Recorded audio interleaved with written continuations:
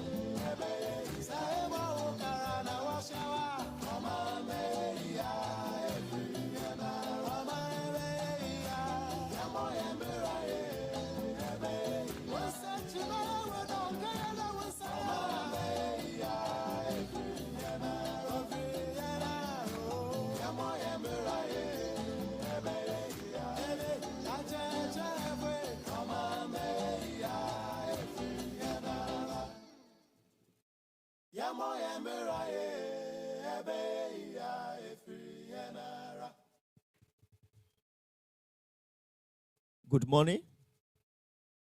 You are welcome to the second day of the celebration of Cassava Week.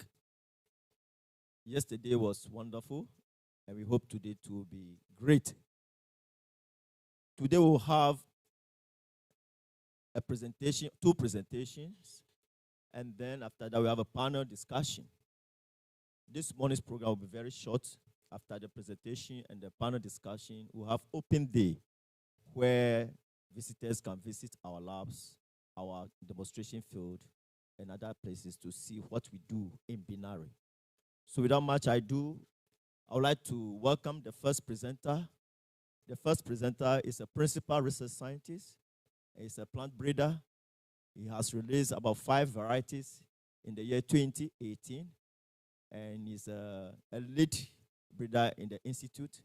He's going to present on the benefit of yellow flesh cassava. Shall we welcome Dr. Godwin Amenofe to give us a presentation? Thank you very much.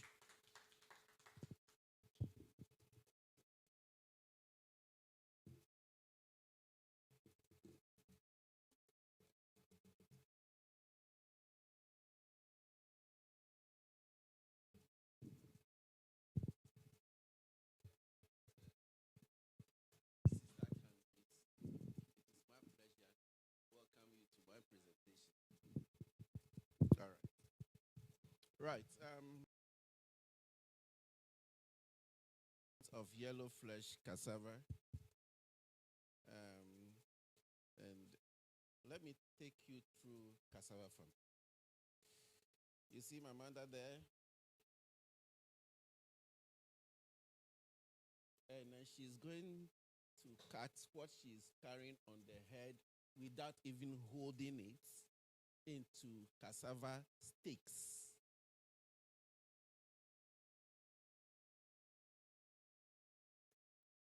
Her experience ends at planting material. But when I grew and I became a man, I realized that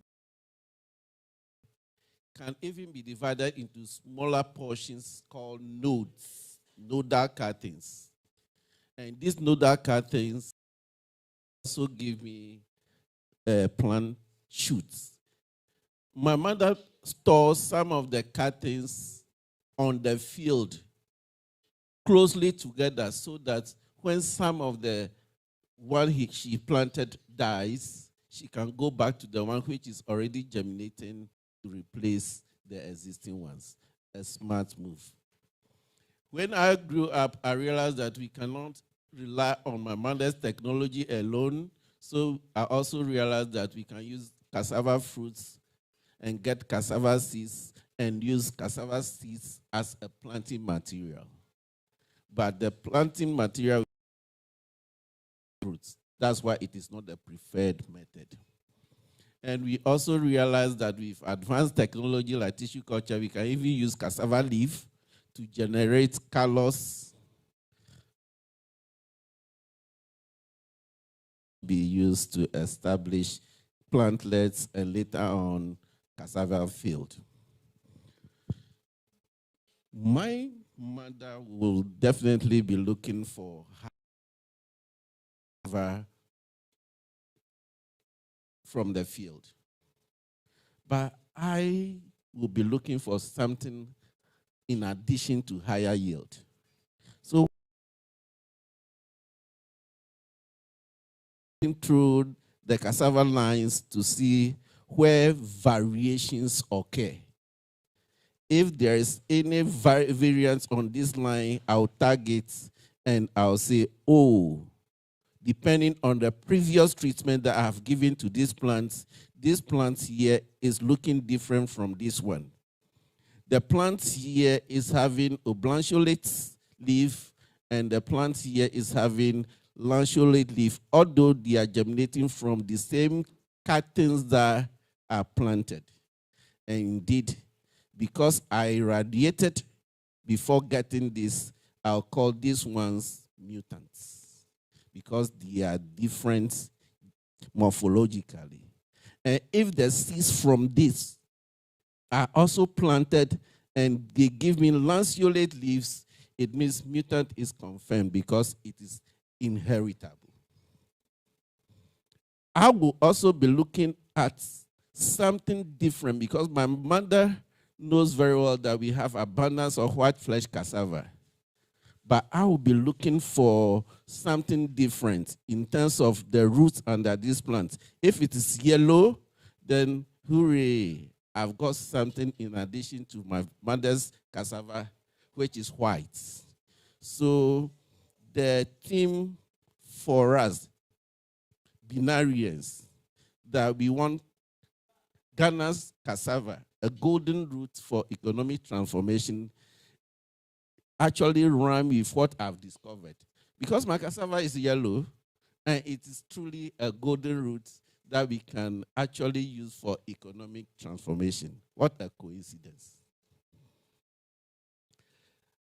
For me, I will not stop there because cassava is mostly carbohydrates. I'll look for the starch granules there and see whether they are intact or they are cracked. If they are cracked, it means they can also be used to produce fish-eared or starch flakes. We know of corn flakes, but starch flakes can also be produced from cassava. If they are intact, it means they will behave as this one, which looks like a cement kind of starch. You know, starch is controlled by amylose and amylopectin. If the level of amylopectin is extremely high, like from 70 to 99%, amylopectin is very small, we call it resistant starch. We can combine it with active chemicals like that is in paracetamol and press it into tablets. But when you take it as medicine, because it's resistant, your digestive juice will not work on it, and it can pass through the gut as feces by releasing the active ingredient in your body to help you recover from and so forth. That's why resistant starches are used for pharmaceutical products as well as industries. Let's come to cassava. It is a wonderful crop, and the Europeans who came to enslave our great-grandfathers brought it along. Although there are historical records that there are cassava in Africa before they came, but it is not well established exactly where they found those cassava species. But when you go to Brazil, the center origin of cassava has got so many diversity to confirm that cassava actually originated from Brazilian and Colombian zone of the world. So cassava was brought, but it was along the slave routes in Ghana, that is simply put along the coasts. But why all of a sudden we are calling it a staple food? It becomes staple because something happened in Ghana in 1993.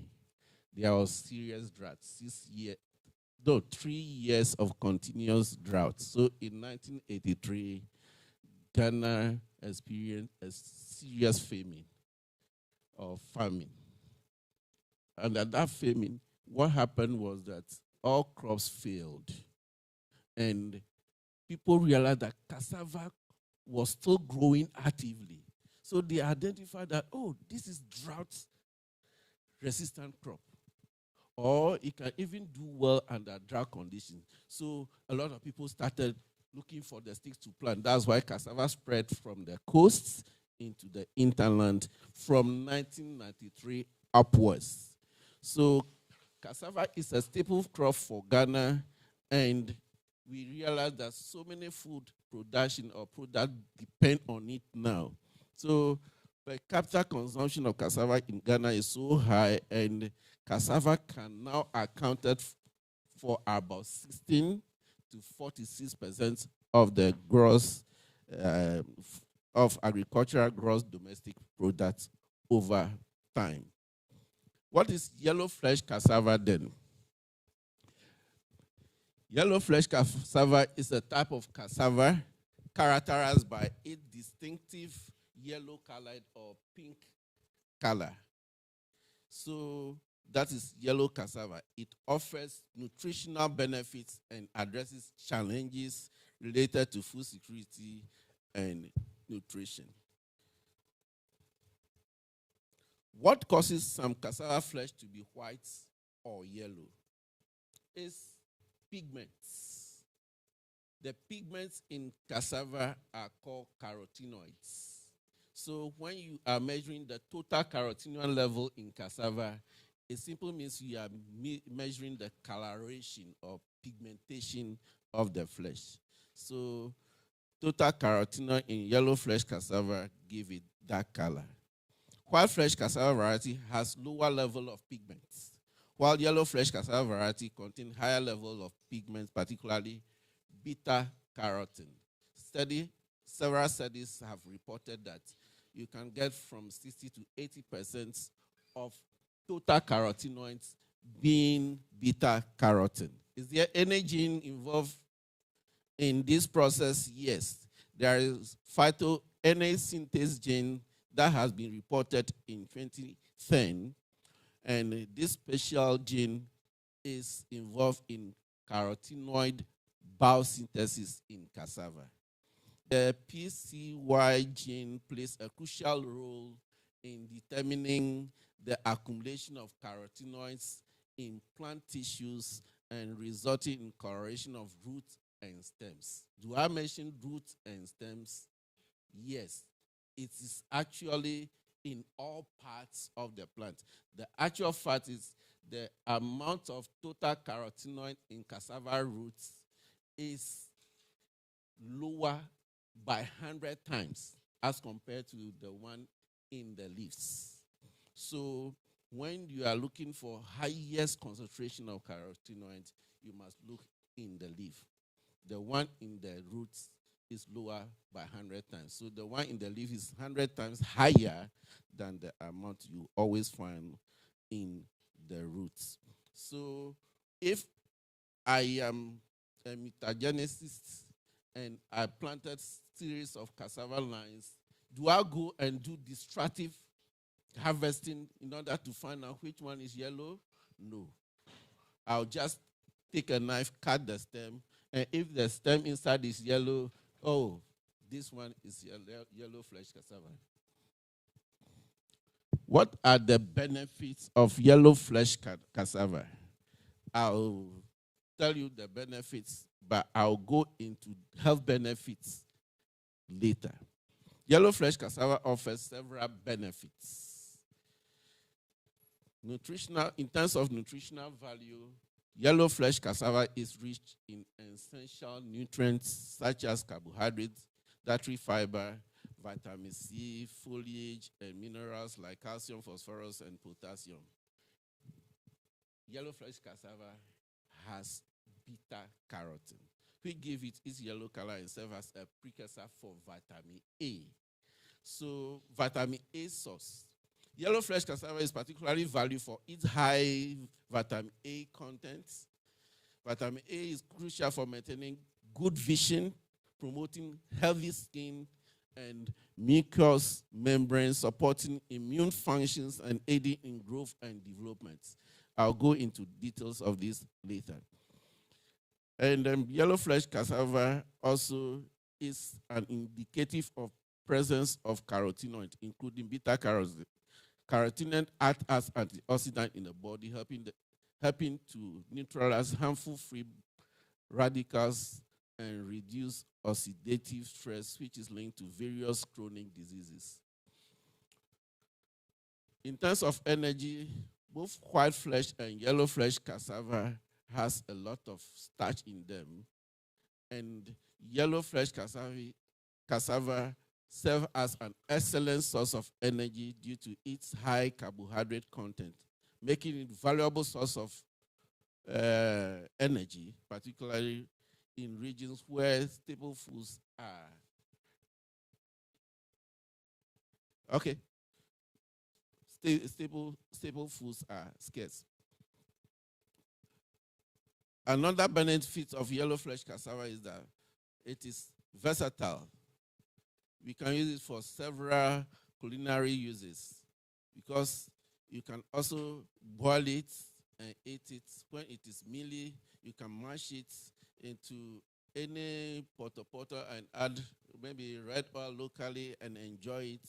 You can steam it, you can fry it, you can get gari from it. So you can use it as basis for preparation of various food recipes in Ghana. And above all, you can use it in baking. In fact, we are praying for an industry to be established in Ghana that can promote the production of high quality yellow flesh cassava so that we can actually add it to the flour and make nutritious food out of that. When we import wheat flour, we are always aware of the problem associated with gluten. Some people can react to gluten levels in wheat, but the good news is that cassava is naturally gluten-free, making it a suitable alternative for individuals with gluten intolerance or celiac disease. Yellow flesh cassava flour can be used as a substitute for wheat flour in gluten-free recipes. Sustainability. Cassava is a resilient crop that can grow well in marginal or poor soils and under conditions of rainforest. That low rainfall. That's why in 1983, when there was serious hunger in Ghana, cassava was able to sustain the population. It also considers a climate smart crop because it requires fewer inputs such as water and fertilizer compared to other staple crops. In fact, while other crops fails, cassava keep on going.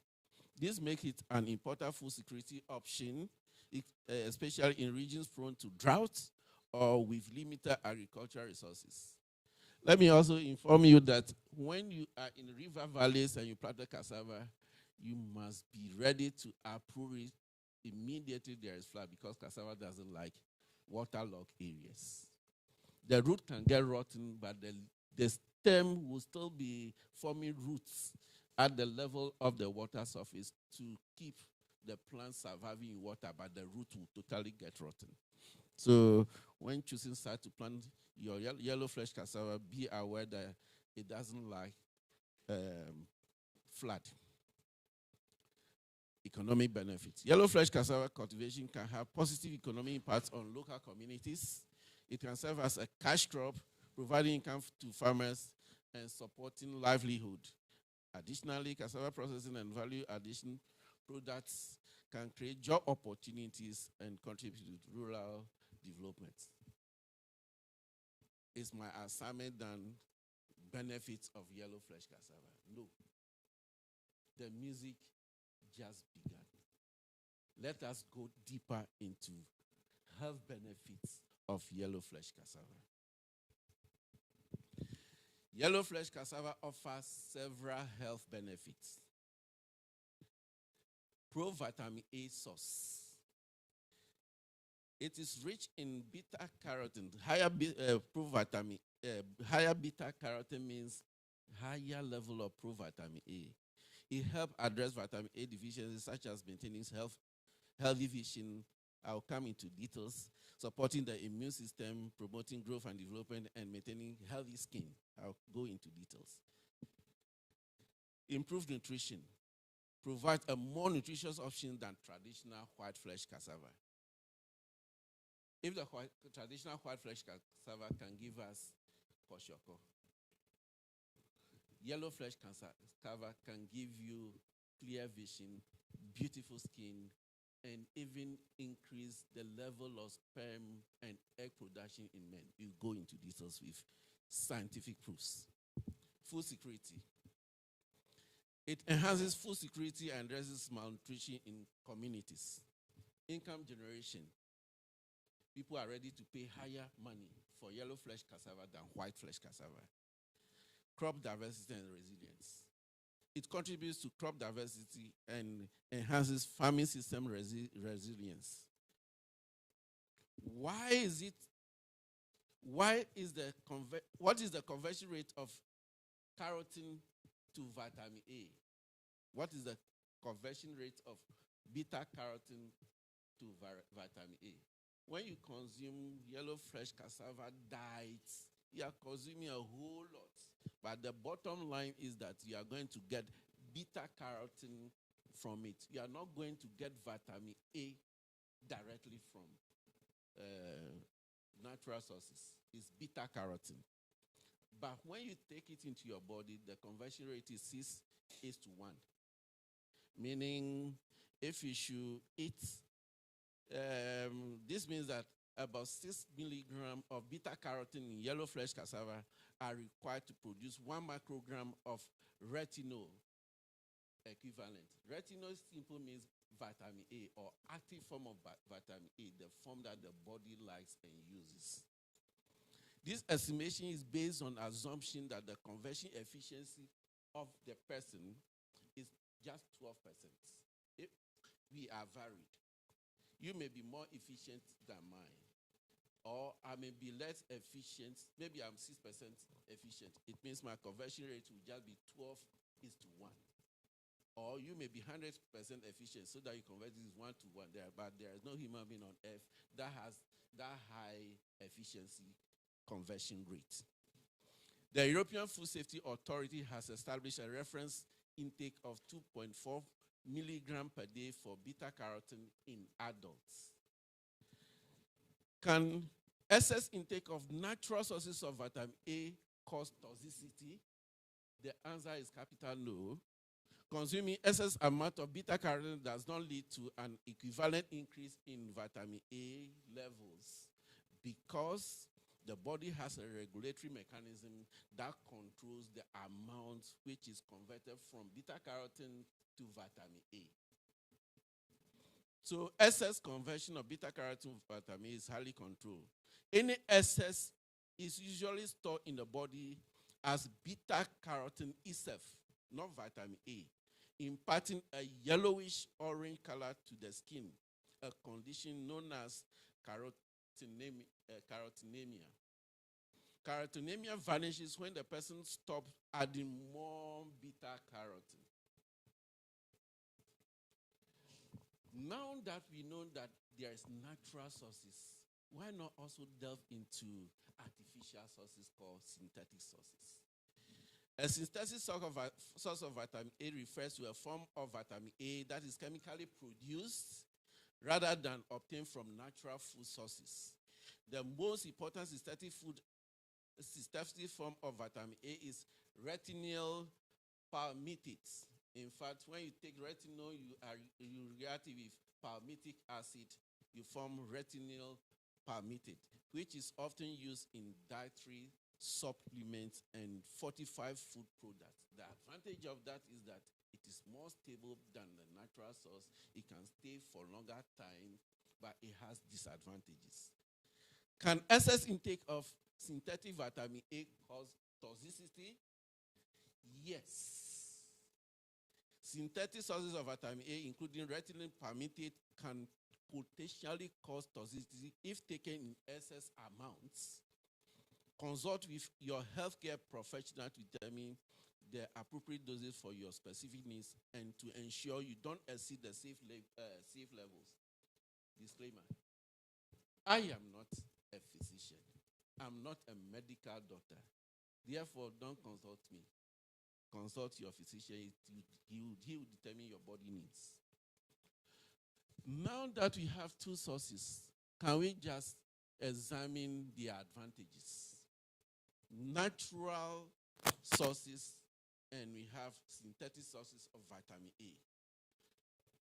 Nutrient complexity. Natural sources of vitamin A often contain a complex mixture of pigments called carotenoids, including beta carotene and other provitamin A carotenoids. This, which is lacking in the synthetic one, because the synthetic one is direct. It doesn't have additional calorie matter, so which is lacking. The presence of other and the metabolism and utilization of vitamin A in your body. It is then that vitamin A serves as a medicine to cure your cancers, like leukemia.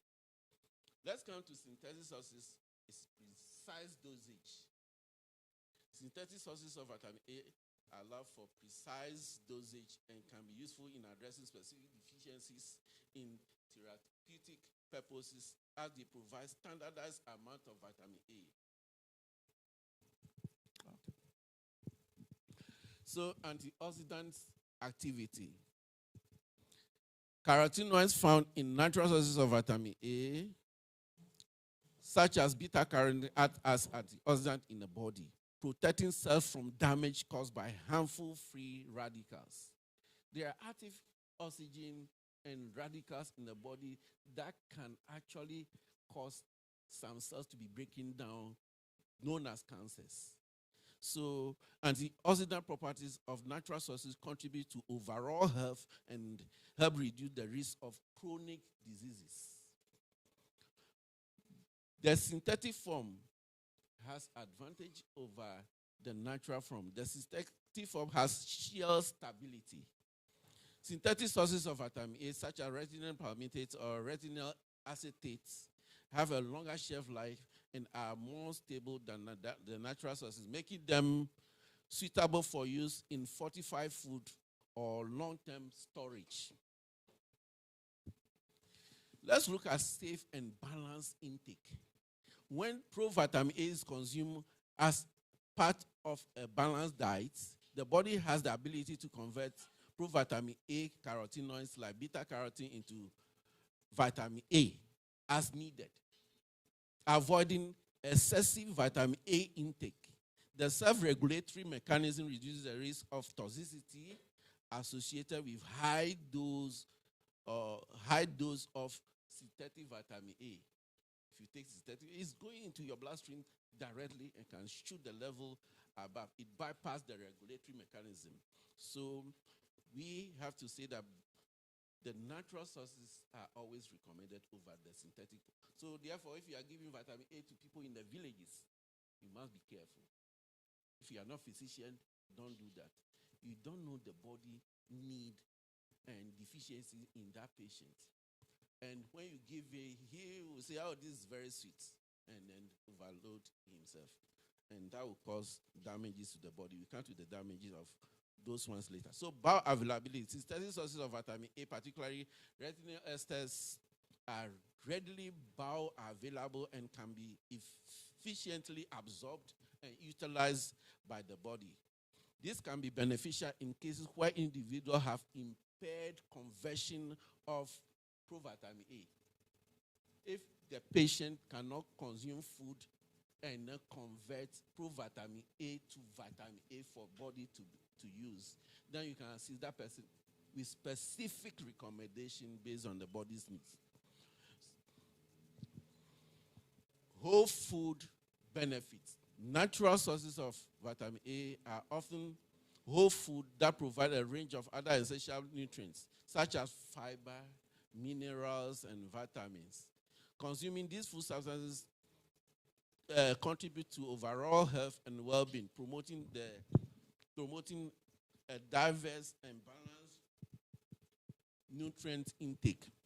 But when you come to the synthetic one, synthetic sources of vitamin A can be precisely formulated and standardized for use in specific products or formulations such as dietary supplements or fortified food, ensuring consistent nutrients contents.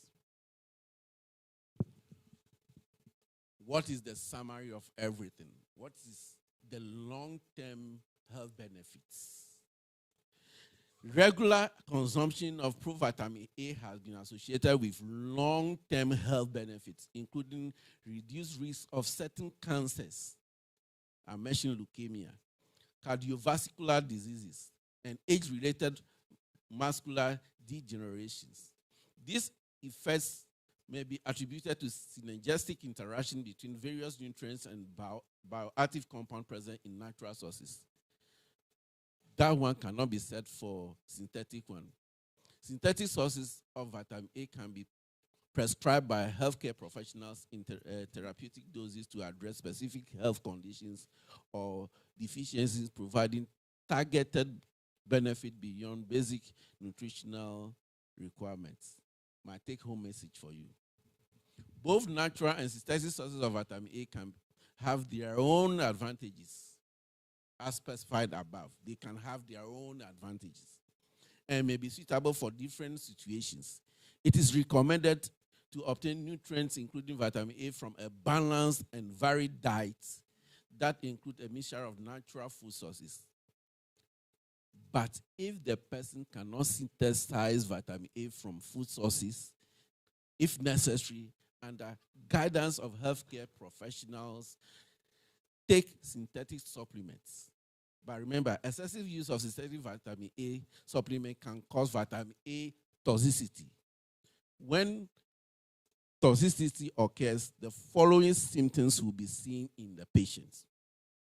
It may include nausea, dizziness, headaches, blurred vision, bone pain, hair loss, that we call alopecia, skin changes, and even more severe effects on the liver, which is the storage organ of vitamin A, and nervous system breakdown.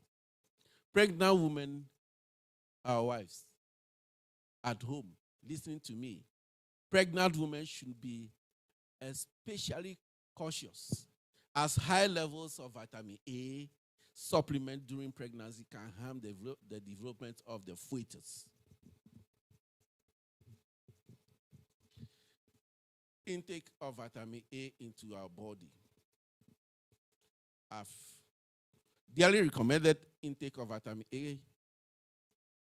Daily recommended intake of total carotenoid is not specified as single value for established dietary guidelines, because total carotenoids has got about 600 pigments there.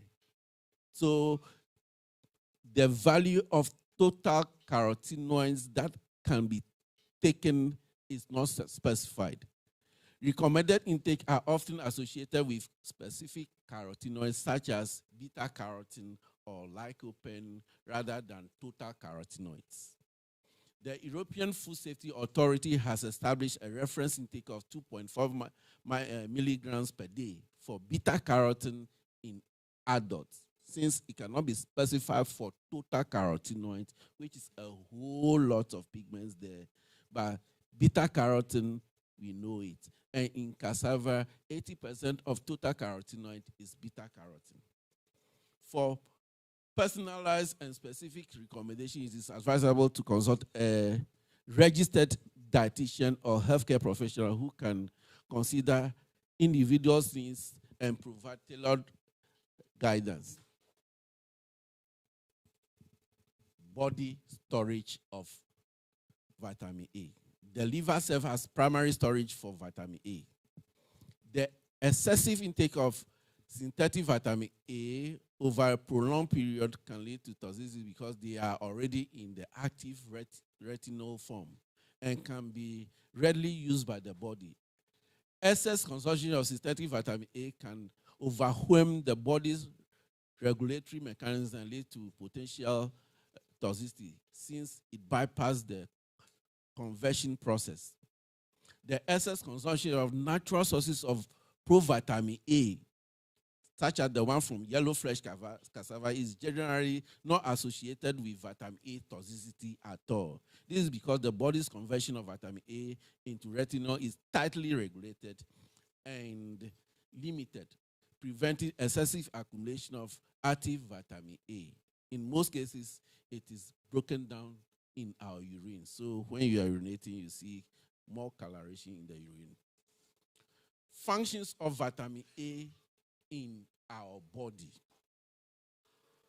Which part of our body requires provitamin A most? The answer is here, our eye. The retina of the eye. Retinol, which is the active form of vitamin A, is essential for synthesis of visual pigments called rhodopsin. So rhodopsin is located in the rod cells of retina and plays a crucial role in vision, particularly in low light conditions. In fact, there are two rods there in the retina. We have the rhodopsin, and we have that allow us to see in the darkness, and we have another form which allow us to see during the day. Right. So the rhodopsin is actually the one that we actually get from the yellow flesh cassava. Retinol helps to maintain healthy vision by supporting the function of the retina and facilitating visual process. It is involved in the absorption of light and the transmission of the nerve signals from the retina to the brain, allowing us to perceive and interpret visual information.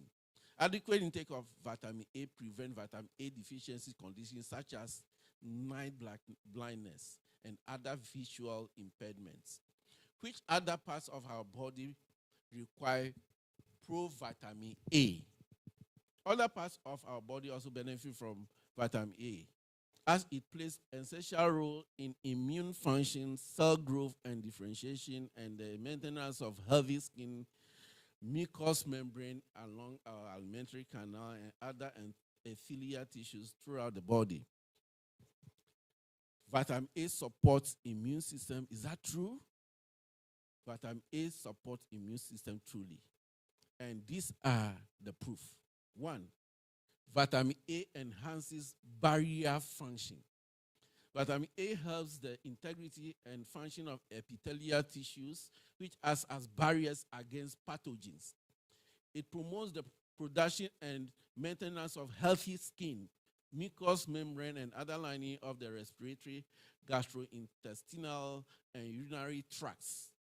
These barriers serve as the body's first line of defense against invading microorganisms, preventing their entry into our body. The source is scientific. It is here.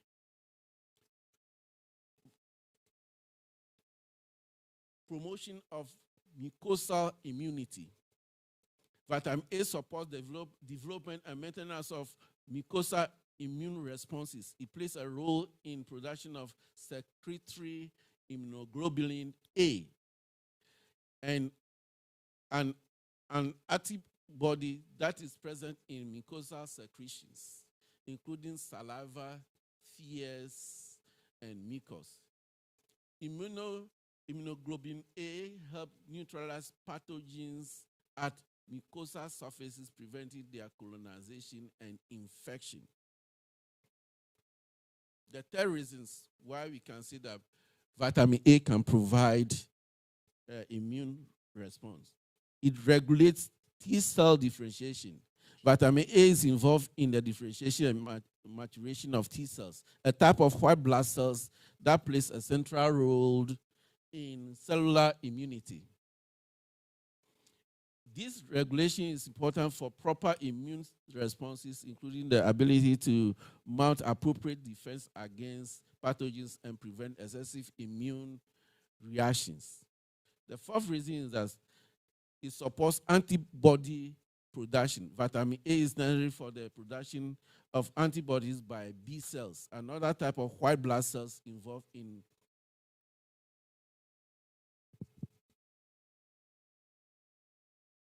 Oh, okay. My time is up, so I should double up. That's okay. I have more. You see, the whole day is for me. So it supports antibody production. Vitamin A is necessary for the production of antibody by B cells, another type of white blood cells involved in humoral immunity. Antibodies are proteins that recognize and neutralize specific pathogens or foreign substances. Vitamin A modulates inflammatory response. Vitamin A plays a role in regulating inflammatory response in the body. Then we also said above that vitamin A supports cell growth and differentiation. Is that true? There are several literatures that can prove that. Since you say my time is up, I can just read one or two. Epithelial tissue development. Vitamin A is crucial for the development and maintenance of epithelial tissues, which line the surfaces and cavities of organs throughout the body. Epithelial tissues are involved in important functions such as protection, absorption, and secretion. The third point, reproductive system development. I love this one. Vitamin A is crucial for development and differentiation of reproductive organs, and cells. It plays a role in development of sperms in males and maturation of egg cells in females. Additionally, vitamin A contributes to maintenance of healthy epithelial tissues in the reproductive tract. Vitamin A supports brain development. Earlier studies demonstrated a uniform degeneration of medulla oblongata and other organs in animals deprived of vitamin a phenomenon that led one to believe that us to believe this to be one of the fundamental lessons of vitamin A deficiency. Vitamin A and human growth hormone. I love this one. Growth hormones is a protein-based peptide hormone. It is known for the stimulation of growth, self-reproduction, and regeneration in humans. The availability of vitamin A is necessary for expression of many genes, including those of human growth hormones.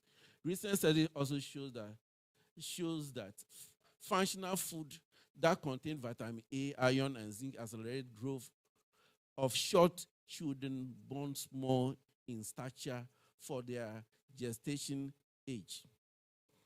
I will skip the following and move to the role of GAIC. The role of binary in Ghana Atomic Energy. Plant breeders in binary and GAIC and partners have focused on manipulating the expression of PCY gene to increase beta-carotene level in cassava, aiming to improve its nutritional value and address vitamin A in regions where cassava is a staple food.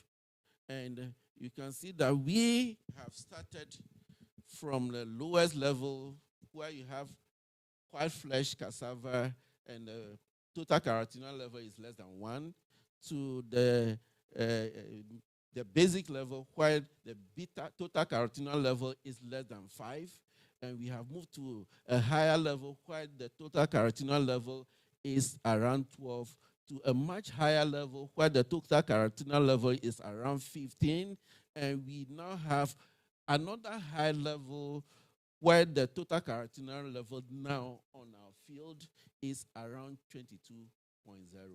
In fact, IITA have been struggling with the conventional method.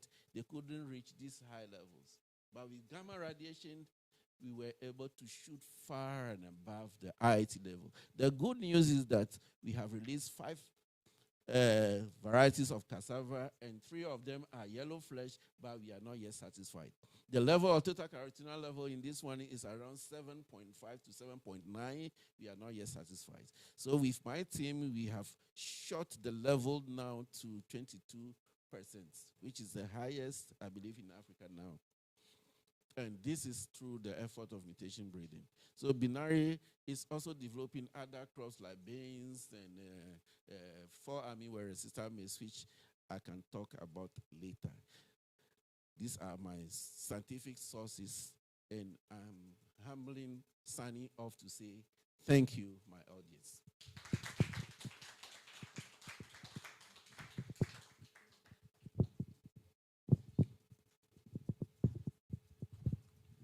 Thank you very much, Dr. Godwin Amanofe, for a wonderful presentation.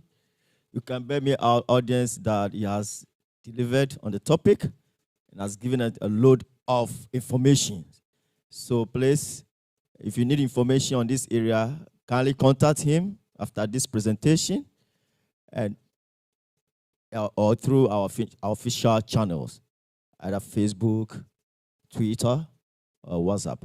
Thank you very much, Dr. Godwin Amanofe. Our next presenter is Assistant Research Scientist of the Institute. She has been working on Gary fortification with soybean to improve the protein content and also addition of micronutrients to enhance its nutritional qualities. It's in the person of Miss Letitia Amakwa Chum. She will be presenting on The nutritional benefit of micronutrients fortified soybean cassava blend, also known as Pro-Gari. Shall we welcome her to give her presentation? Thank you very much.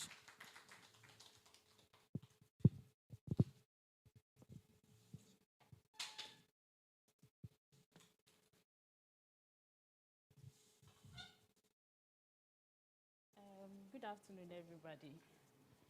And thank you very much for the opportunity to share my research with you. Like the chairman said, my name is, they'll work on it. My name is Letitia Amwakwachum, and to meet SDG 2.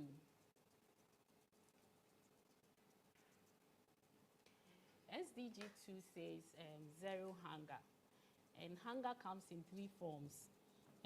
Malnutrition comes in three forms. We have overnutrition, undernutrition, and then micronutrient deficiency, which is also called hidden hunger.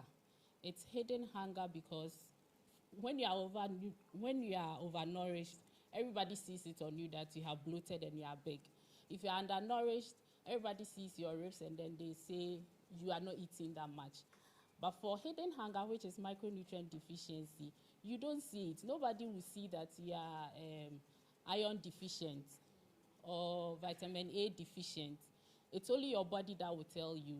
Or maybe when you visit your physician, that's when they will do analysis to verify that indeed your iron levels are low and that your blood level is very low. So this is what I've been working on, and I'm hoping that we can use cassava to meet this challenge that is worldwide.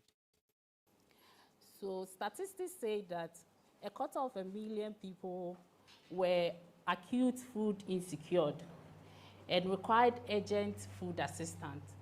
And this is serious because this is just one part of the statistics. There are serious statistics that when you read, you get scared.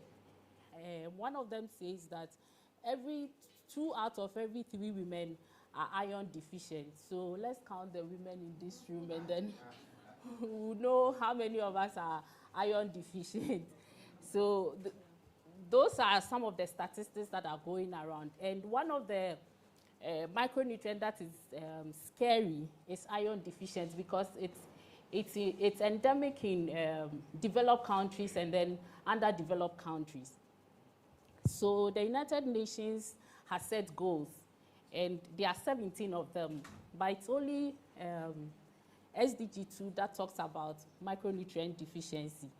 And food insecurity is at a point where the world was getting better, but now it looks like from 2020 when COVID came, and then the Ukraine war and a whole lot of issues, it looks like food insecurity is actually coming down. And when we say food insecurity, we are talking about the availability of food, the affordability of the food, and then getting access to the food. So all these things comes together to talk about food insecurity.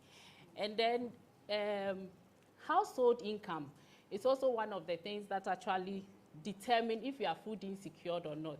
Because if your income is not that much, and you are, when COVID came, those of us who were in the government sector, sorry, or in regular jobs were getting our salaries.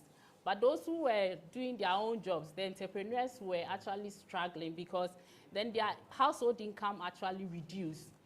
Therefore, it translated in their nutrition as well. So household income also has effect on household nutrition. Now, one of the ways where researchers have always advised that we can reach this food insecurity and then fight malnutrition is food diversity. And food diversity comes in several forms. Composition of food. So you have you composite about 3 or 4 food in a family meal. So let's say you are eating fufu with palm nut soup. Then you add contomere to it. And then you add groundnut peanut to it, the soup. So then you have a composite of food so that one nutrient can compensate for the other. So maybe palm nut soup will be very high in vitamin A, but not be high in another nutrient. But then when you add the contomere to it, it compensates for it. And then when you add the peanut to it, it adds another nutrient to it. So that is what food composition is all about. And then we have fortification. You can fortify your food, but mostly we have so many forms of food fortification where the government itself advocates for the food to.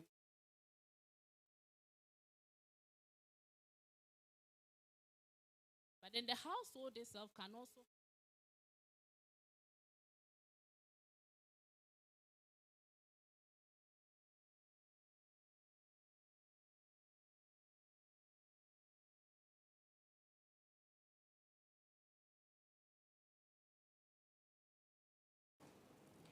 So this boy here, he's called Nathan.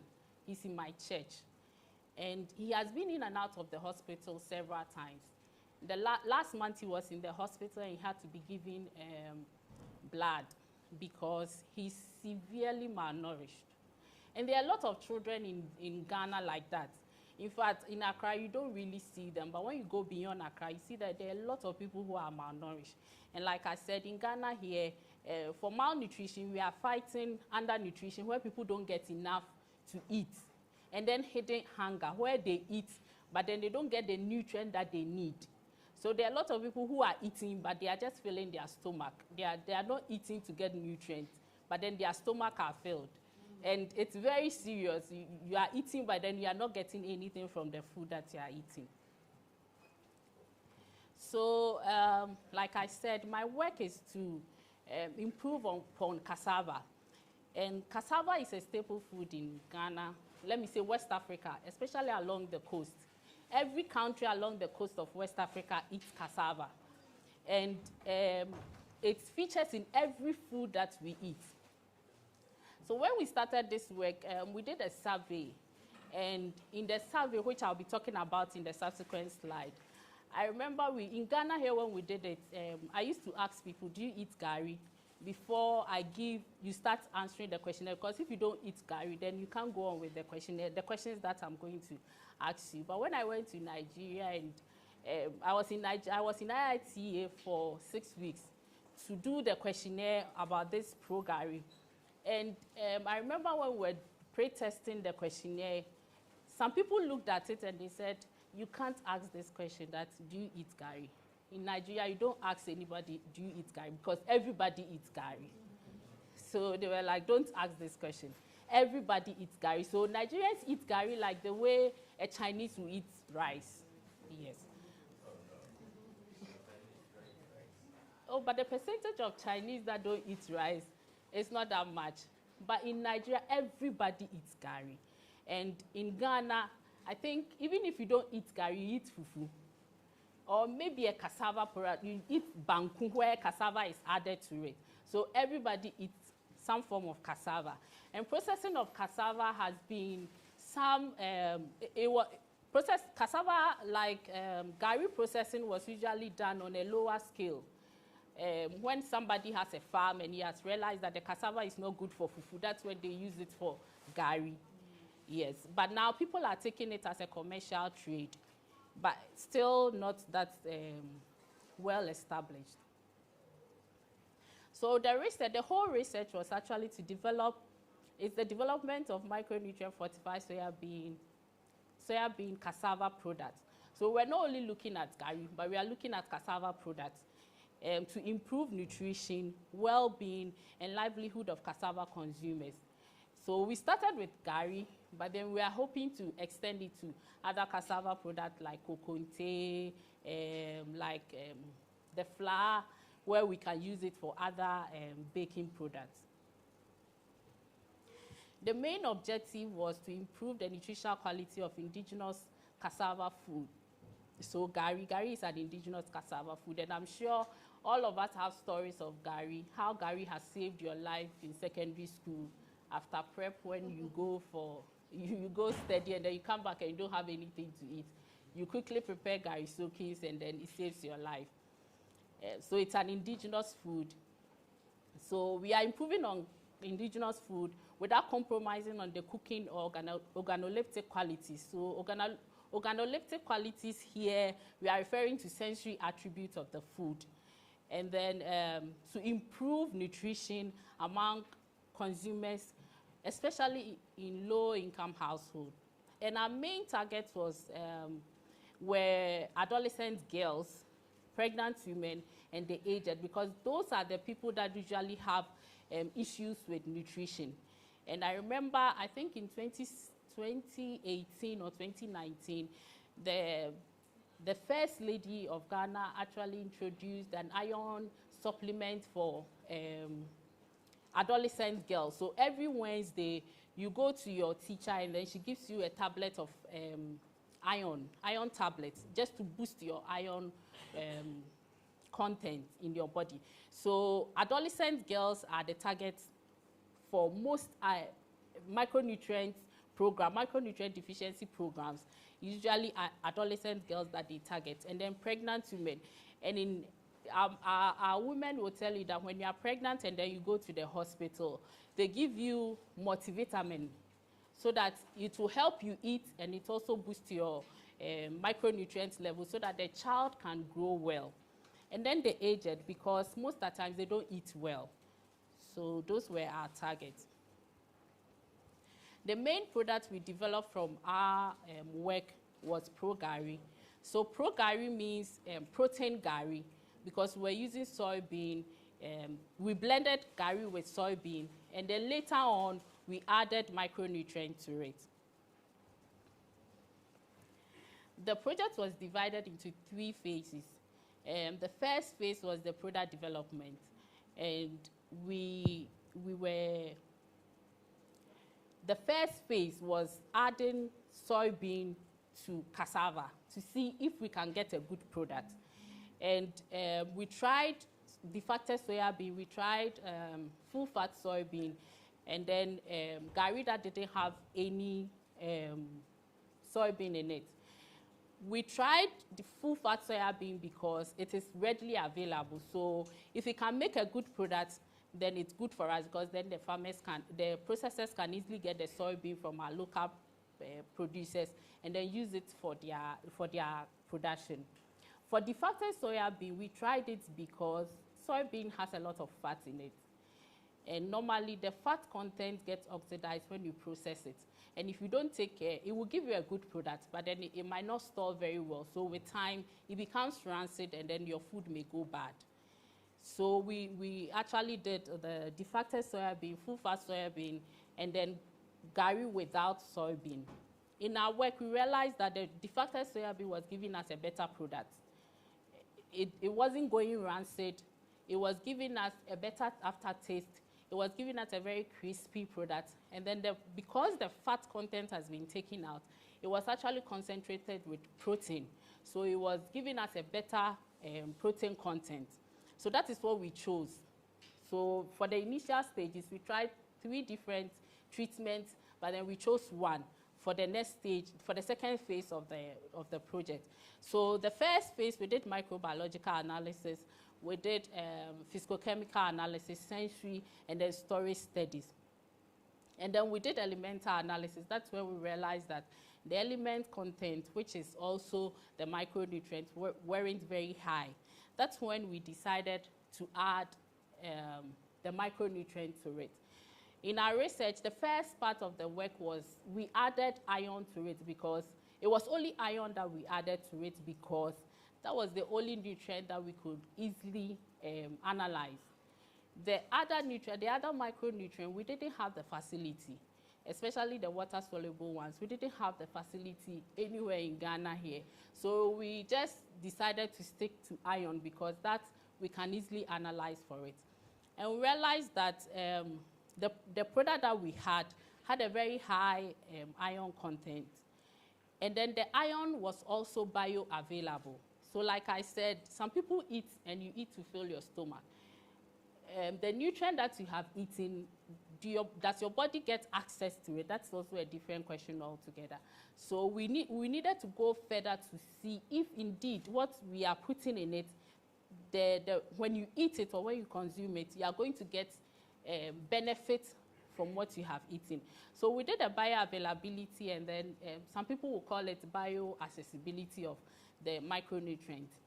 And soybean has anti-nutrients, and those anti-nutrients binds to those micronutrients and make it form complexes that the body cannot break down. And that's how come the body cannot get access to that nutrient.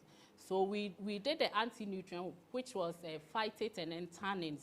And then we did a calculation to see if indeed the body can get access to those nutrients. And when we did it, we realized that yes, the phytates are there, but then they cannot bind to the micronutrients to prevent it from being accessible to the body.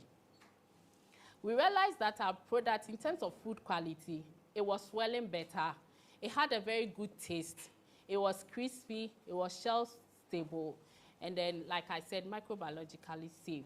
And it can be used to prepare all gari dishes. So you can use it for your eba, you can use it for your gari soakings, you can add it to wache or gobe. Now it looks like it's becoming an official name, but gari and beans. So you can still use it for your gari and beans. So the phase 2 of the work was to actually do an animal experimentation to see if indeed when you eat the pro gari, you are going to grow, or you are going to get the benefit that we are saying that instrument has actually told us. Is it really true that when a biological tissue gets it, it's going to improve their growth? So we did an animal experimentation, and we did it together with Noguchi. The animal experimentation department helped out with that. And then we also had the opportunity to do a consumer acceptance and willingness to pay in Ghana here and then in Nigeria. And I'll talk about it in the slides after. So this is the animal experimentation. We did biochemistry of the blood, and then I think we did biochemistry of the blood. We did the growth, the consumption rate, and then the changes in the growth of the rat for 28 days. So if you the first, let me show you. Okay. So the first graph, you realize that the green is raw gari, and I don't know why the rats were not eating the raw gari. They could differentiate between the raw gari and then the normal lab feed and then the pro gari. So from our graph, you could see that at the end of the 28 days, they consume more of the pro gari as compared to the normal lab feed and then the raw gari. Then when it comes to weight changes, again, you realize that pro gari was giving a better growth rate than even the normal feed and then the raw gari, which shows that indeed when you eat it, it can promote growth.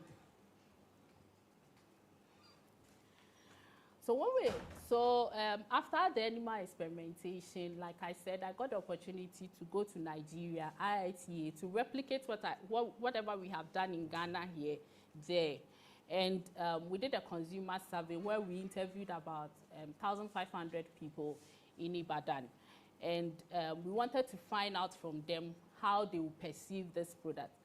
And the questionnaire actually, in the initial stages, it asks you about your knowledge in gari before you taste the product. And when we told them in our interviews, when we told them that we were adding soybean to the gari, they were doubting if it would be a good product. And they were asking a lot of questions. And then finally, it was in a bag, so we tell you about it, and we want to know your perception about adding micronutrients and then soybean to gari. And people gave us a whole lot of reasons why it would not be a good product. So after that, then we take the gari out and show it to you that this is how the gari looks like.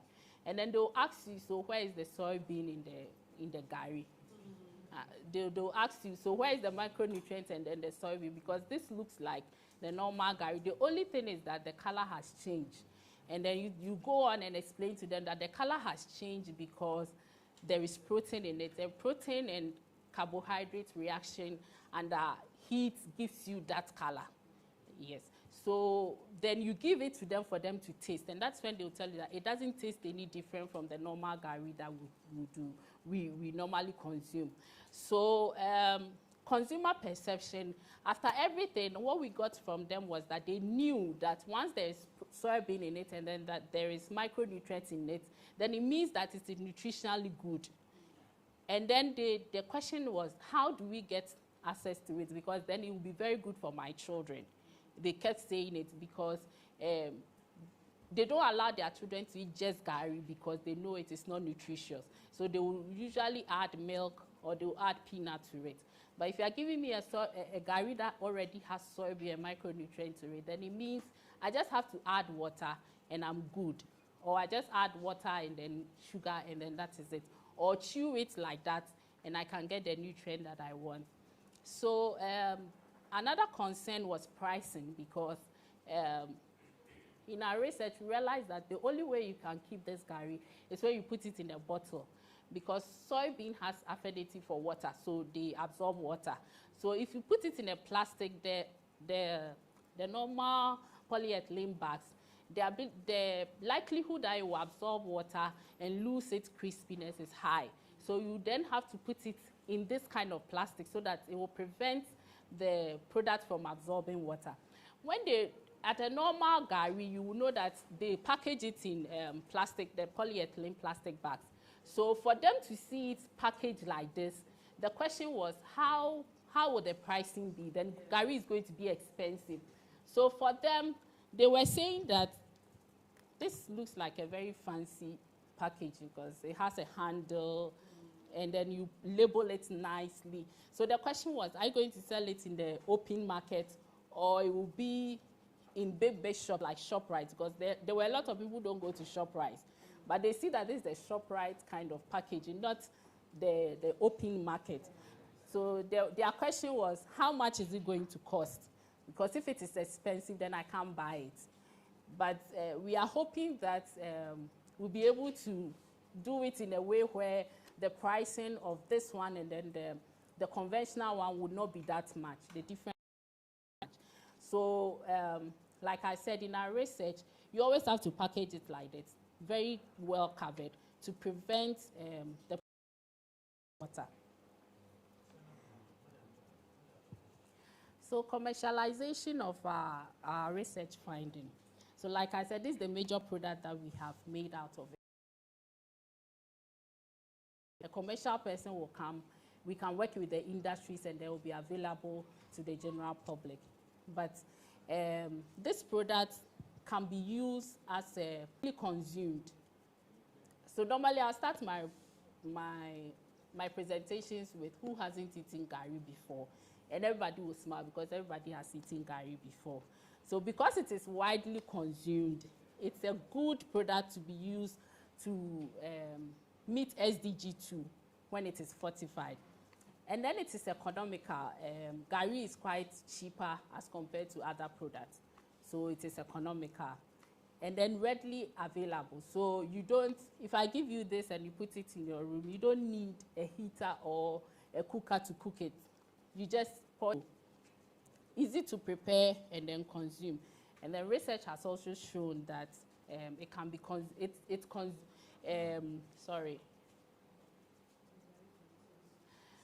has the same cooking qualities as the conventional gari. So it is not totally different from what you know. You can still use it for your normal, conventional, making anything different from what you know already. For us to commercialize this, we need to train people. But for us to train people, we can't just do it like the way the conventional people process their gari. So we may need a processing hub where we will have the necessary equipment and necessary facility to train people. Every research that needs to be done for it to be commercialized has already been done. And if we get that hub, then it will be easy to train people in terms of the production of this and also food safety. The reason I'm saying food safety is that this has been, the nutrition has been improved. So the likelihood of it getting contaminated is very high. I remember when we were doing the research, we had raw gari that had full fat in it, and then gari that had defacted soya bean in it. And we kept it in our office, in a carton in our office. With time, we realized that weevils were actually infesting the gari with defacted soya bean.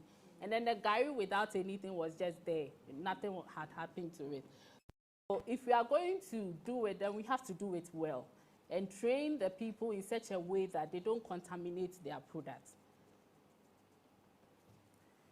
So for processors, I'll say that defacted soya bean is available in the market. For the micronutrients, I'm actually speaking to a micronutrient processing company. And because the nutrients, we actually fortify before roasting, so it has to be subjected to heat. So they have to engineer it in such a way that the heating will not affect the micronutrients. And so we are still working on it. And they are hoping to get, there's an Obasima logo. I don't know if you've heard of it, but there's a concept in Ghana called Obasima, which fortify food with 18 minerals and vitamins. So I am hoping that it can also be fortified with 18 minerals and vitamins, so that it will not be just iron. So when you are eating, you are actually getting 18 minerals and vitamins together with soybean protein. For the production line, you don't really have to change the production line. It's still the same production line, but then just before you introduce the mash into the pan for roasting, that's when you add the soybean and then the micronutrients to it. So if a processor is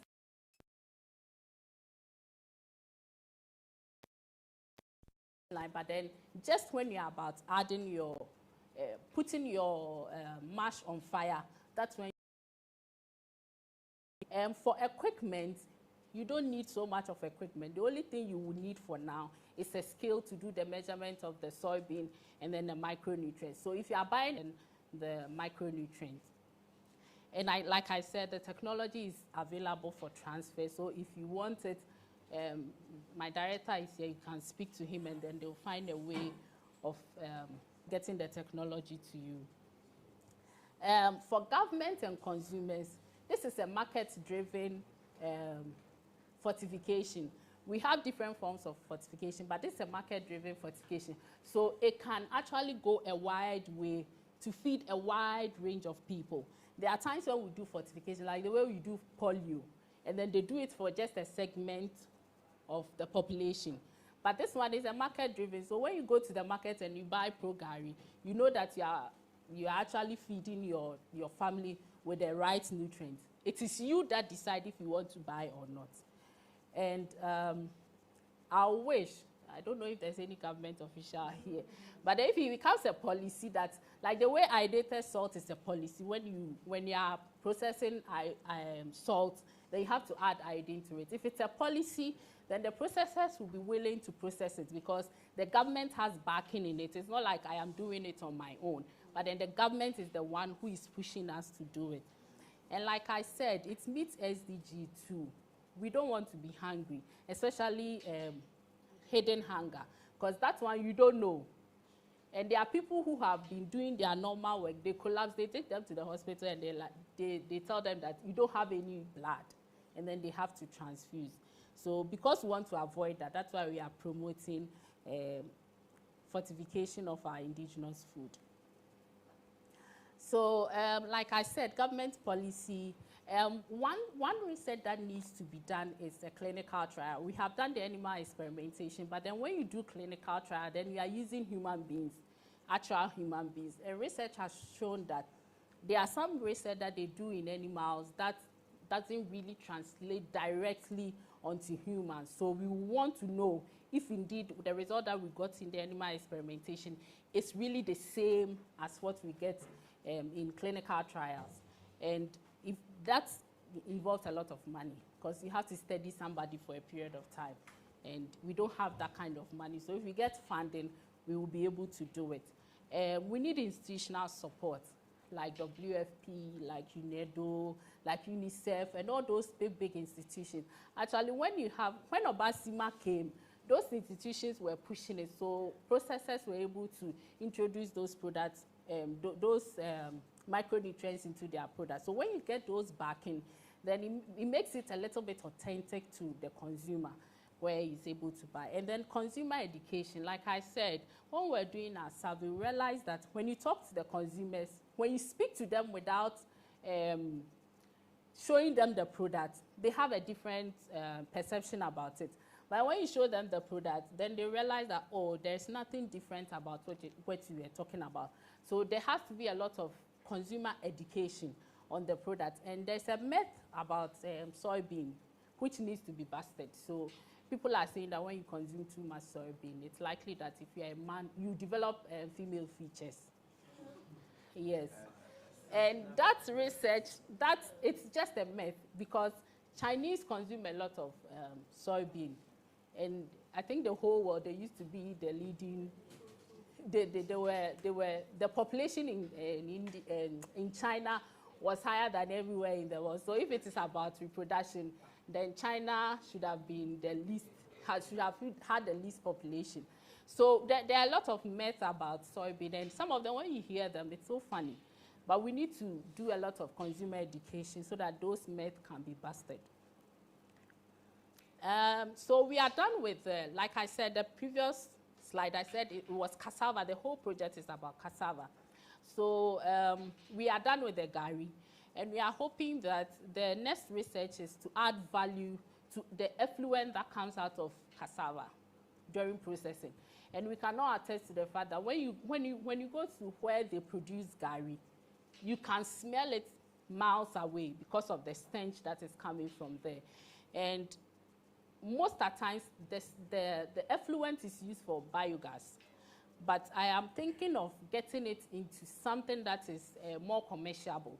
The biogas, you need a lot of the effluent to be able to produce it.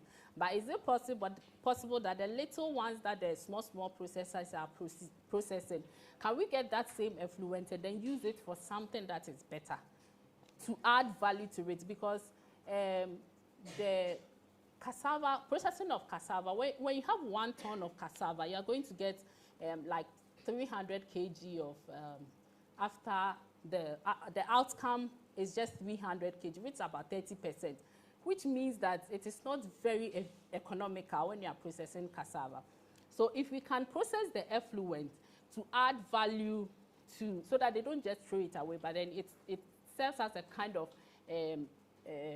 income generation, it will be good. So that's the next research that I'm hoping to undertake. And it's actually still reducing hunger, improving sanitation, because when you get to those areas, it's really an eyesore. They are really polluting the environment.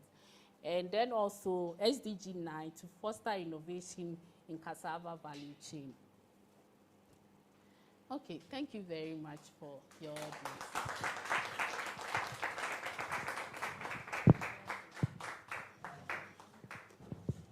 Thank you, Letitia, for the wonderful presentation.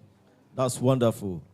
Audience online and those in person, we have gotten a lot of information today. We'll be moving to the discussion session, or the panel discussion session. In 5 minutes, let's stretch our legs for 5 minutes. When we come back, we'll continue with the panel discussion. Thank you very much. See you in 5 minutes.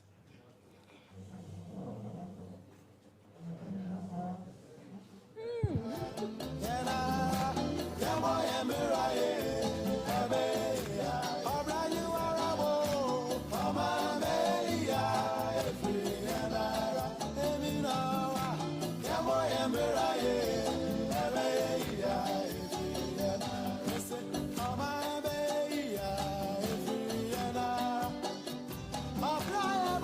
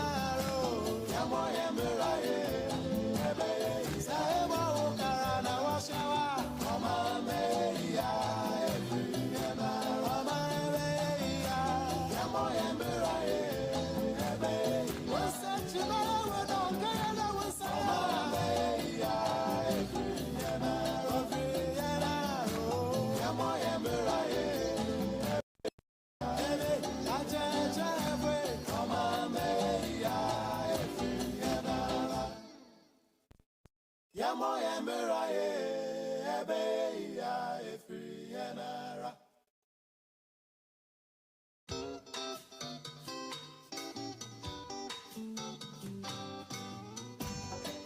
Asampaetia, Obayan Safusu, Munia, one can asam.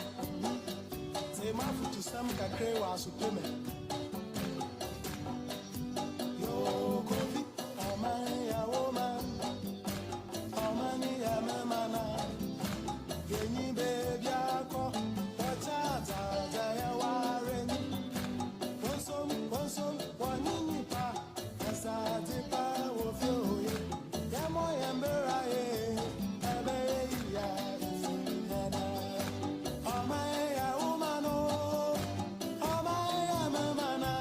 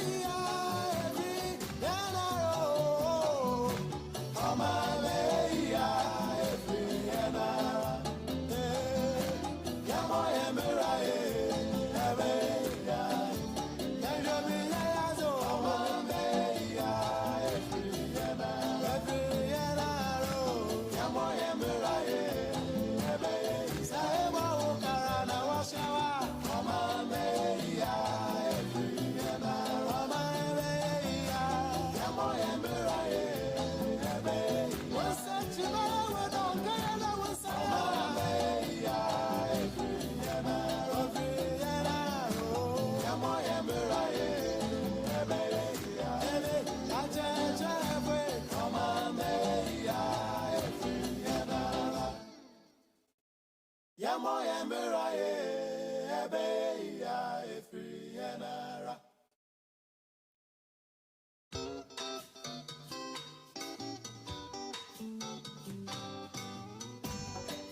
Asampaetia, Obayan Safusu, Munia, one can asam. Say, Mafu to some Kakrewa Supreme.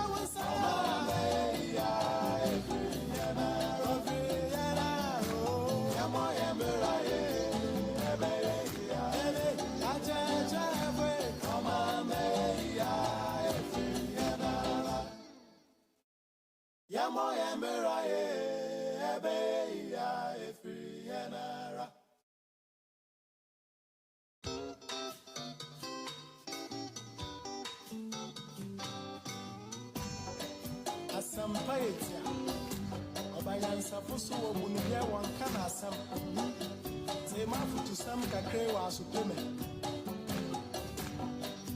Yo kofi amani ya woman Amani ya memana Geni baby ako Wachata jaya waren Konsom wanini pa Asati pa wofyo Yamo yambera Omaya umano Omaya mamana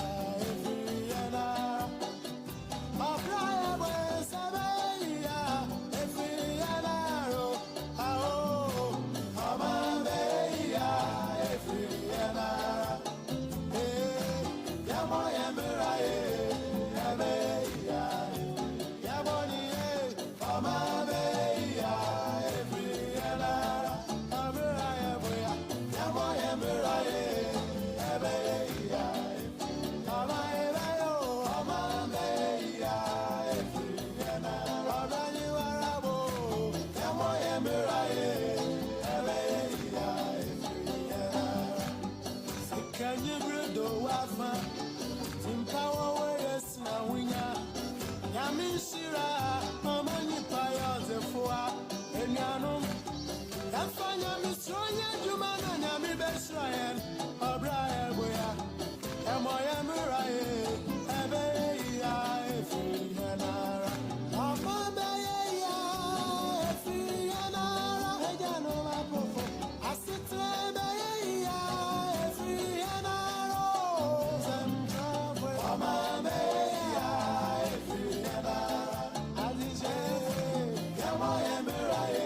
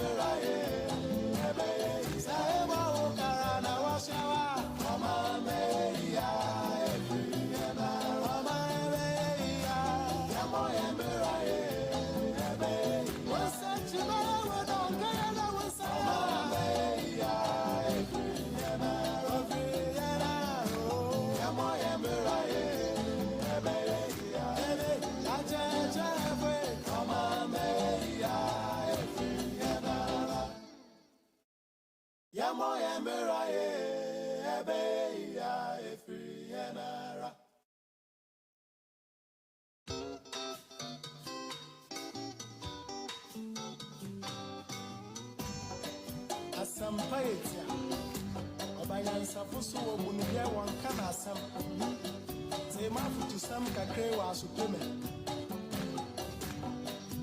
Yo kofi amaya woman Amani ya memana Yeni baby ako Wachata jaya wareni Wonsom wanini pa Asati pa wofioye Yamo yamberaye Abeya Yena Amaya umano Amaya memana Atiwaya nora Yamichata Yamana renya Wanso wanini pa Sawaya wanabe Yamo yamberaye Abeya Yena Wanso wanini pa Nasati pa ofioye Yamo yamberaye Abeya Yena Amabeya Yena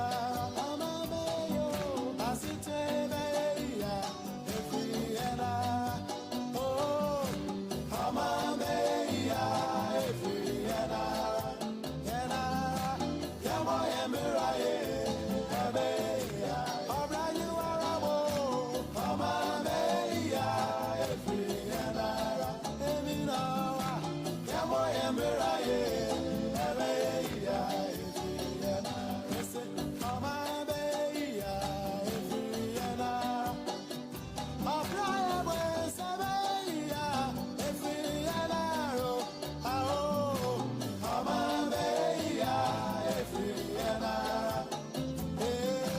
Yamo yamberaye Abeya Yamoni Amabeya Yena Abraya Boya Yamo yamberaye Abeya Amabeyo Amabeya Yena Abrani warabo Yamo yamberaye Abeya Can you bring the wafa? Timpawa weyes na winya. Yamishira, mamani paya zefoa. Enyanum, yafanya misronya jumana nyami besrayen. Abraham boya, emoya muraye. Ebeya efiyanara. Amabeya efiyanara. Ejanova pofo. Asitrebeya efiyanara.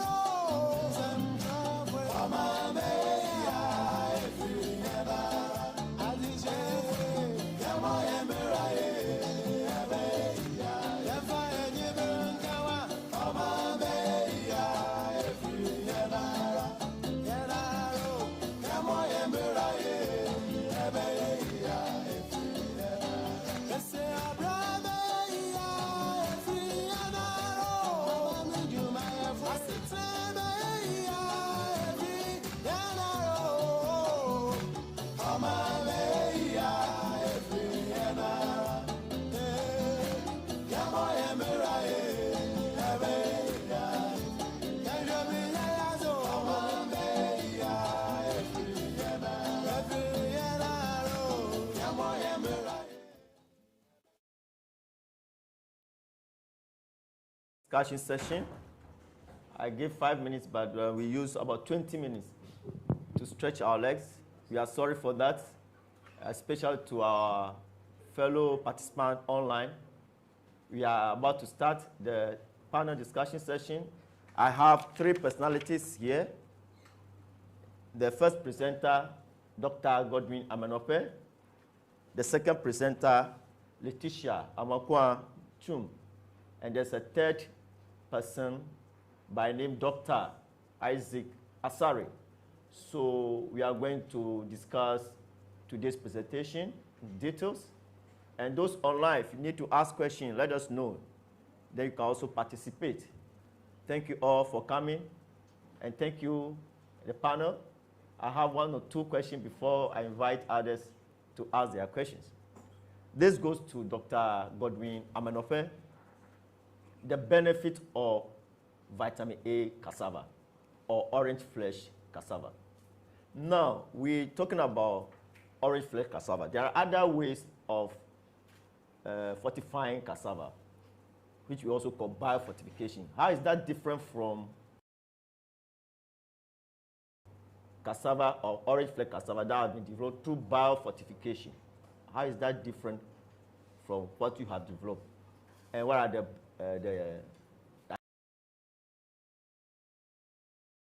through biofortification or genetic modification and other form of techniques? So that's one for you.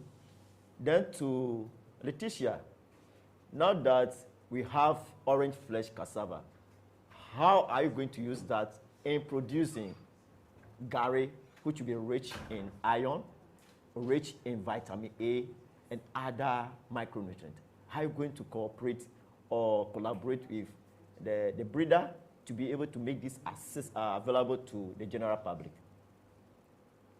So please answer those 2 questions before we continue. Thank you very much.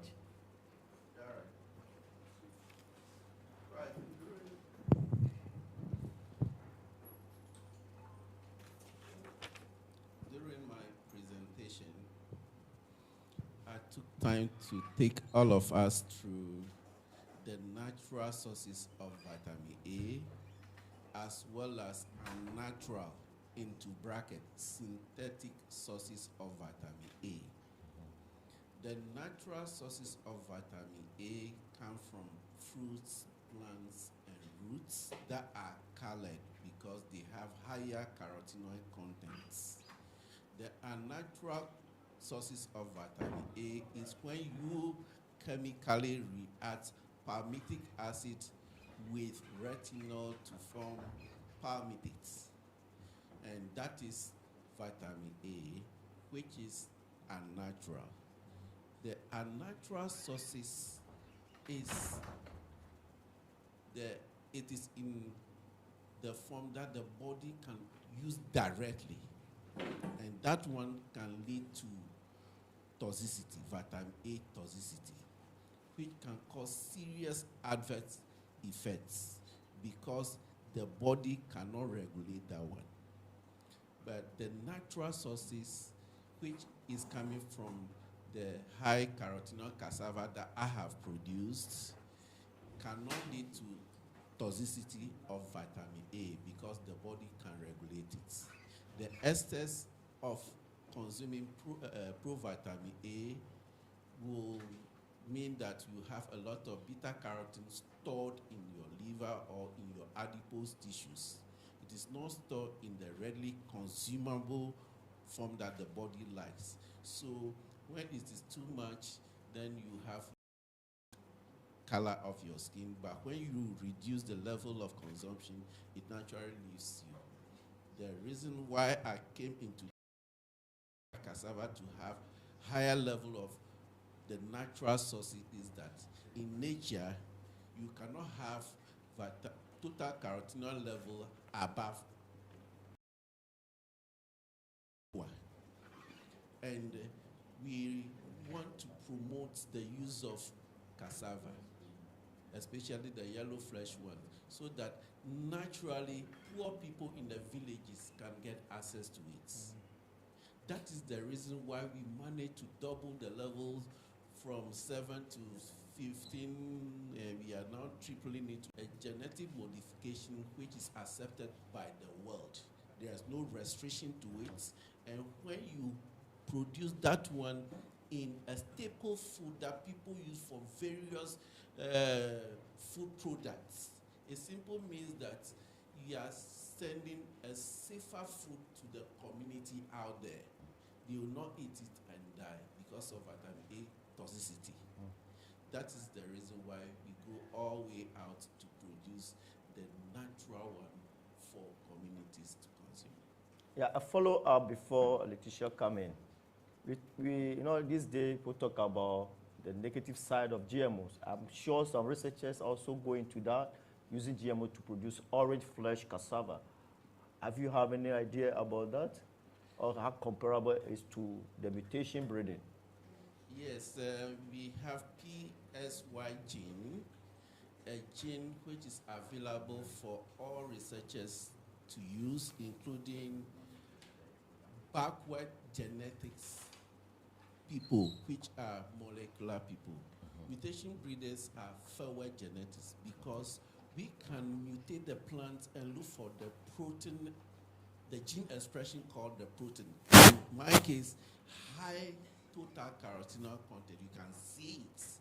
And the good news is that you can see a pink ring in the highest form that we are getting now to separate it from the lower natural forms.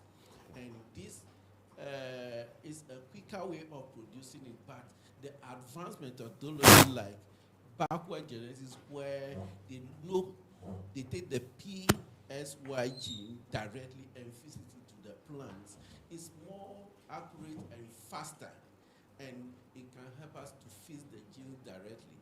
I am for genetic modification, whether the backwards or the forward, because when the events are created, they have the chance of evaluating all these events and remove any other negative tendencies that are associated with it along the evaluation line as breeders. It is only the safe one that will pass the test of time to be given to the population. So the one that you feed the gene directly and the one that I have direct, you will not see any difference in terms of plant morphology on the field. And remember, it is for our own good that we have to use advanced technology.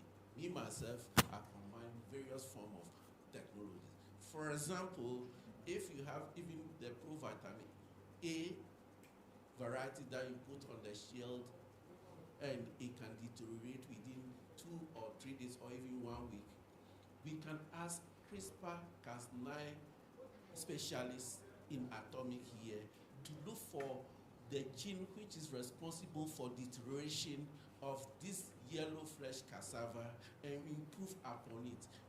All that we can do is to look for the gene and silence that particular gene. So cassava can now assume the form of yam and stay with us for our own benefits. Okay, thank you. I'll come back. But Letitia, can you, now that we have yellow flesh cassava, how would that help improving nutritional quality of those who consume cassava in producing gari? Okay. So the yellow flesh, I'm here to work with him on that. The last time I contacted him, he was telling me that he didn't have tubers for me, like in large quantities for me to work on. So it is something that we have already discussed. And once the tubers are ready, we can find a way of, like the way we did with the white one, we can still go through that same research to see if it can also give us the best pro-gari that we want. Yeah, so listeners, we are glad that in future we'll see orange flesh gari in the system, which is fortified with soya bean and other micronutrients. Thank you very much. Okay, let me go to Doc. Okay, thank you very much. These presentations have been very, very, very interesting.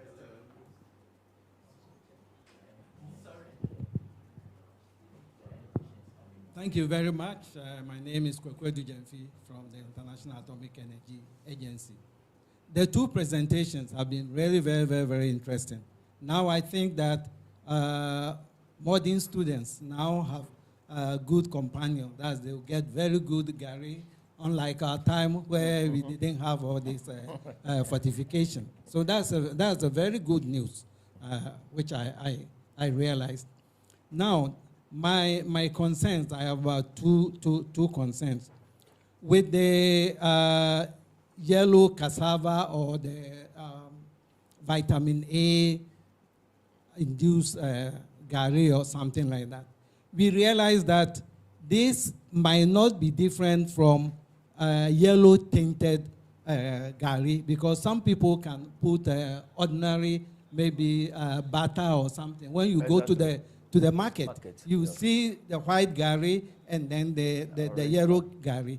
My question is, how do we differentiate? I mean, from our eyes, how do we differentiate between the good one, just like somebody sowing good seeds and others sowing the bad seed? Exactly. So that one, I think the question is to the two presenters. The second one is about, we discussed about cassava is used not only for gari, but also for fufu. Now, do we have any information about the quality of cassava when it is used for fufu with respect to the yellow, yellow cassava? So this I think we need actually to make sure that people who are going in for this cassava for fufu will realize that the quality is almost the same as the white one that they use for fufu. The presenters have also helped to increase our knowledge of the saying that if you don't eat food as medicine, when you grow old, you eat medicine as food. Exactly. So we better try to eat food as medicine now. Another question or another thing that I realize is that we now see that for most products, just like gari or also cocoa, the concern now is also the contamination of heavy metals. Now, at the international market, just like what is happening in cocoa, cadmium and other things, you find out that if you want to export this gari, which is a very good product, now they will come and tell you that the heavy metal content, either cadmium or mercury or something, is really very high. So you cannot actually export it. And those who will eat it will also have the effect. So as we have the good effect of the vitamin A and also blending it with iron and other things, you also see the bad effect that will prevent us from trying to get it exported. Now my question to the panelists is that, have you considered looking at some of the contaminants in the cassava as they are grown in a lot of soils that may contain some of these heavy metals? And of late also, we realize that with the mining, illegal mining, some of these heavy metals are finding their ways into our cassava growing areas. Thank you. Wonderful questions. Yeah, it's loaded. So panelists, do justice to the questions. All right. Thank you for your wonderful questions. How do you differentiate the good one from the bad yellow-fleshed cassava? Or is that not the gari? The gari. All right. The colored gari. Yes. So the colored gari can come as natural form, which when you take small bit of it and you add water to it, you not see any oil floating on top. And when you rub it against a paper, you not make your paper transparent. The treated gari is usually a mixture of the natural one and palm oil. And you know, oil react with paper to give it a transparent look. So this simple trick can help you to differentiate between that one. All right, the next question, presence of heavy metals, it has been a very big problem. We, the cassava growers, do not control the soil, but we thank God these heavy metals are usually concentrated in many areas. So avoiding many areas or promoting cultivation in soil prone to heavy metals can be an advantage. Luckily, where the cassava factories are, yeah, like Volta region, there is no mining activities there. Where the big cassava factories are, like Afram Plains, there is no mining activities there. Anyway, cassava can grow any part of the country, but avoidance of those heavily polluted environment can save the population. So if my sister can add. Yeah. that would be Maybe fine. you can add to that in regards to the heavy metals. Yes. So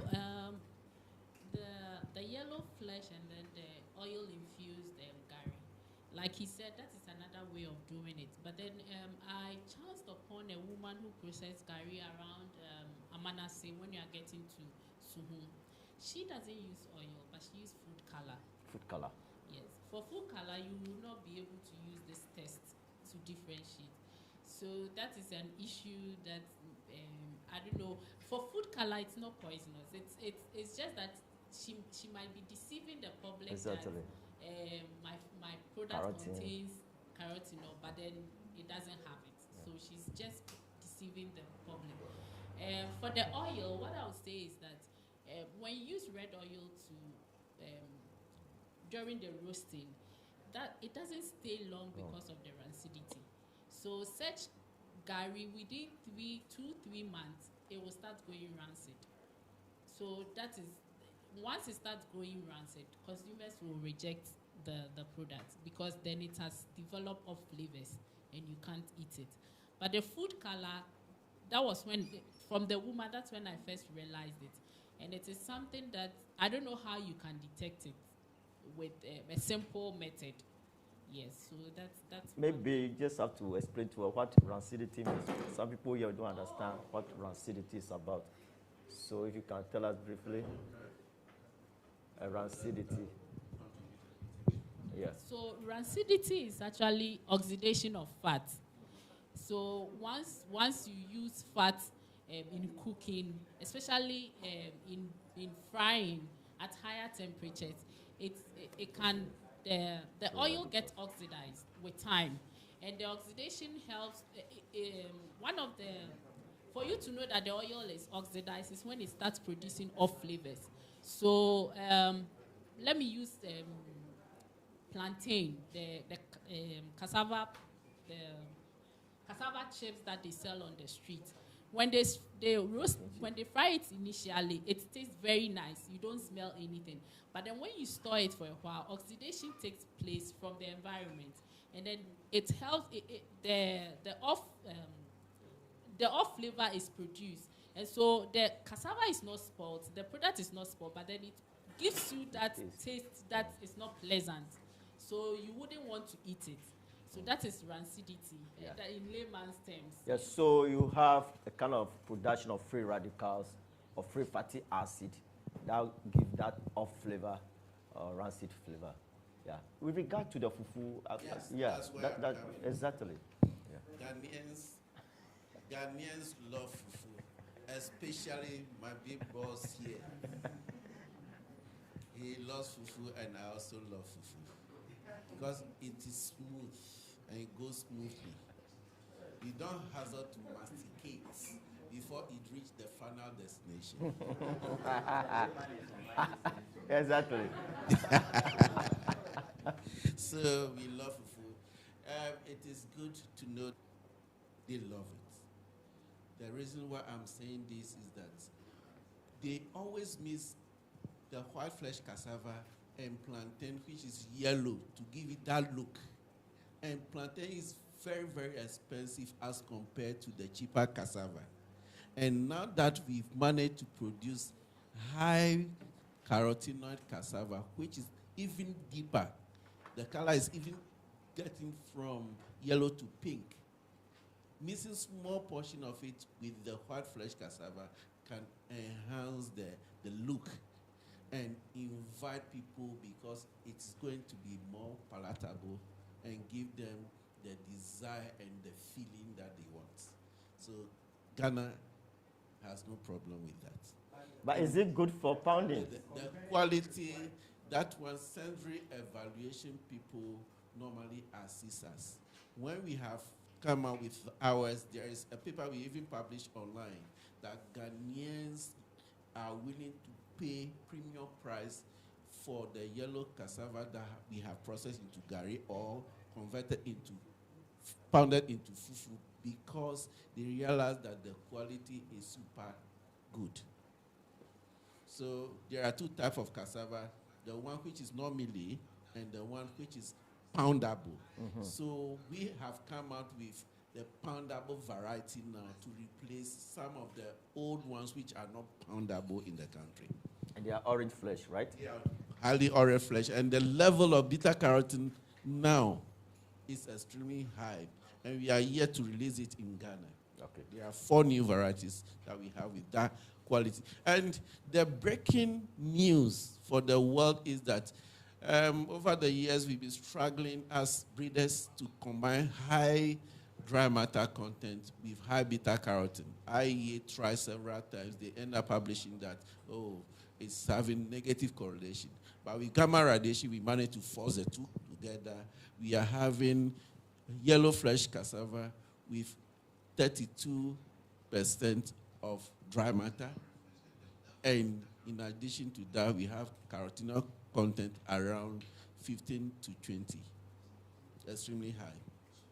So Before the target set for breeding yellow flesh cassava was 15 microgram per gram. But we have exceeded it because of the force of gamma radiation that helps us to push the two together.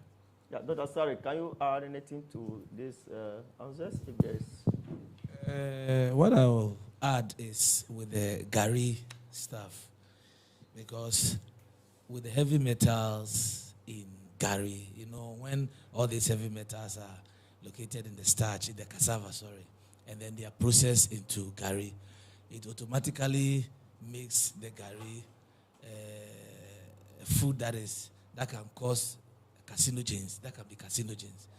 So since we are in an area where we don't have much control of what, as my senior man said, since we are in an area where we don't have control over the soil and how much heavy metals are into the cassava, the only thing I can say for now is we will have to work on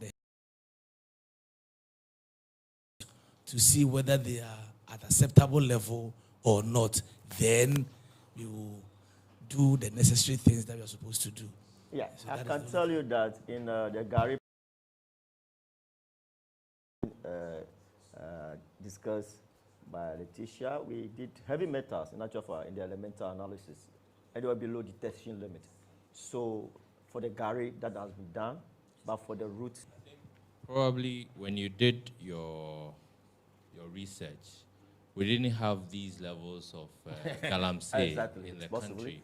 Yeah. And the answer is not the way to go, because they are polluting water bodies. Yeah. And these are the same water bodies that are being used to irrigate some farms. So, and they may not necessarily be irrigating the cassava, but these same lands are used to grow other crops, and the heavy metals may get deposited when they use the waters. So as part of government's fight, we should be minded that galamsey is not affecting just our water bodies, but it's ultimately also affecting our food sources, because we need to irrigate our farms using the same water that has been polluted by these galamsey people. So it would be nice to look at research using maybe Various cassava from areas. these areas Exactly. and see how maybe processing can help Exactly. to reduce the heavy metal. That's a wonderful contribution from Dr. Ofosu, Director. All right, thank you very much. Brilliant presentations and very interesting discussions going on. With the heavy metal in cassava, first of all, we need to establish whether cassava is able to take up these heavy metals from the soil. Yeah. And if it takes it, is it stored in the root or in the leaves or where it is located in the plant? Okay. That is very important. And I think we have technologies here in Gaia, cassava from different locations, test the level of heavy metals in the soil and see how much of it is taken up by the cassava and all that.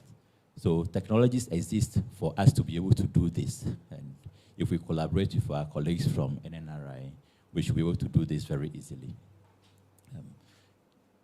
A question for Dr. Menofe. You said that the level of acceptable beta-carotene for in food or in breeding or in natural sources is 2.4 milligrams, if I'm right.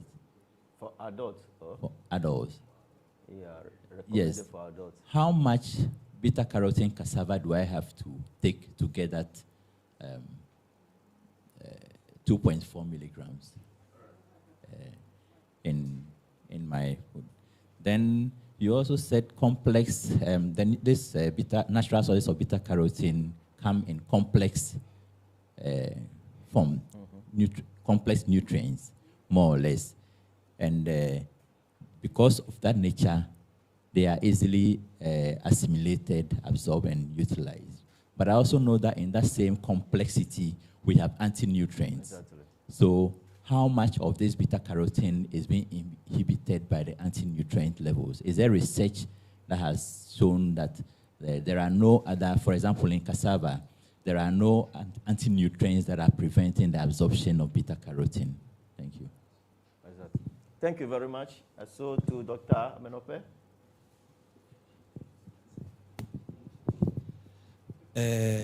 Thank you very much, Director. With regards to anti-nutrients, let me start from there, then I'll hand over to my senior man. So with regards to anti-nutrients, we all know that anti-nutrients are a source of nutrient that prevents the absorption of our system. So for instance, you have some micronutrients that the system is supposed to absorb, but because of these anti-nutrients, they cannot absorb. Research has shown that most of the elements or the micronutrients or the heavy metals, most of them complexes with the anti-nutrients. So once they complex with the anti-nutrients, they're able to block the absorption of the anti-nutrients into our system. And one of the ways which you can deal with anti-nutrients is by boiling the food substance. If it is cassava, by boiling it, or if it is gari, by cooking it well. So once you cook it, you are able to deal with the anti-nutrient factor of it, or roasting is also part of it. And so cooking it specifically is one of the ways to deal with this anti-nutrient thing. So that at least the body, it can be available for the body to absorb. But the other aspect.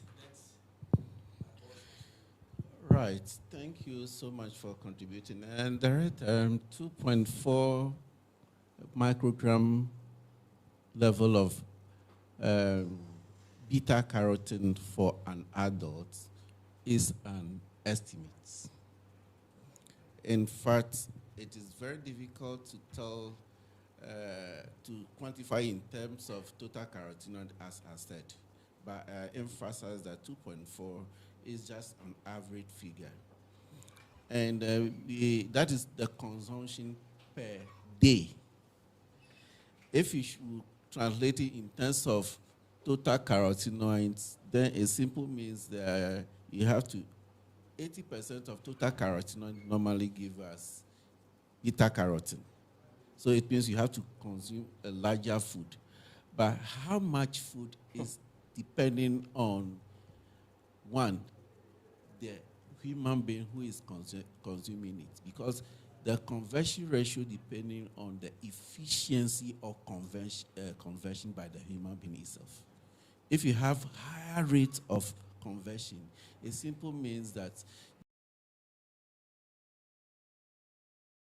which is having about 22% of total carotenoids will need to eat small portion to meet these requirements.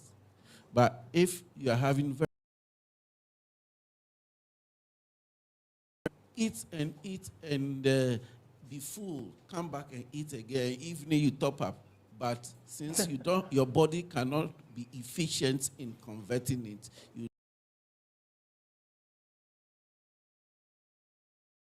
the quantum of yellow fresh cassava in a diet, in a whole food, that you have to eat to meet that. A follow-up. I know that carotenoid content what you process. Okay, so you have the original level, and after processing, it is reduced. The good news that we have done extensive work on processing. Even lights will convert the cis isomers to trans isomers, making it unavailable.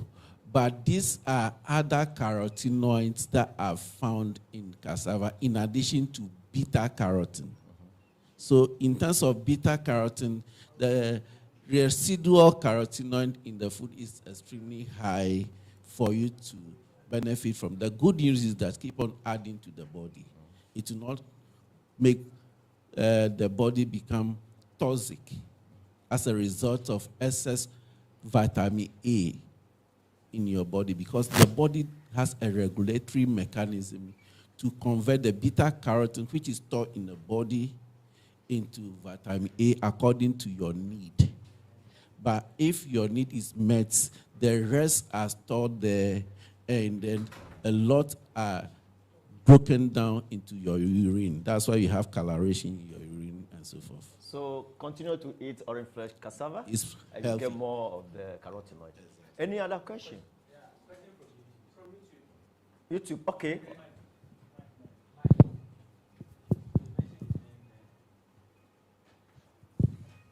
So from social handle, that's YouTube, from Dr. Kojo Towojo.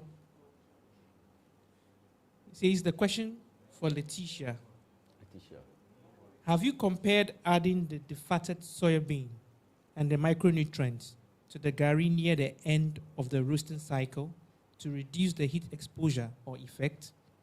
Okay, good question. That's his question. Good question. Thank you. So Letitia, respond to that.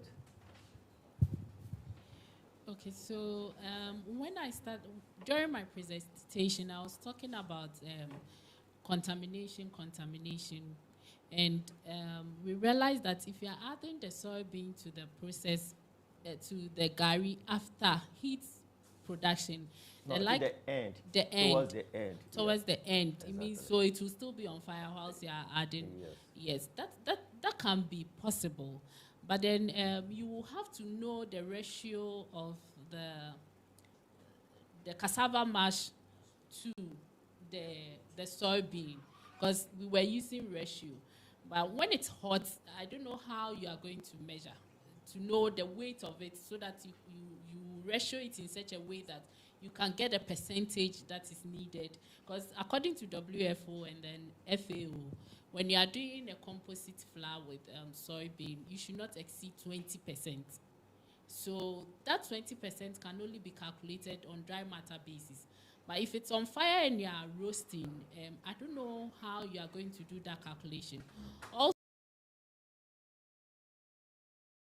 it will be hot, and the soybean may not be able to bind very well with the cassava. So then you get a differentiation between, like there will be a separation between the soybean and then the cassava. So when you are eating, you will see that this is cassava and this is the soybean. But for our product, it's binded so well that you can't even differentiate.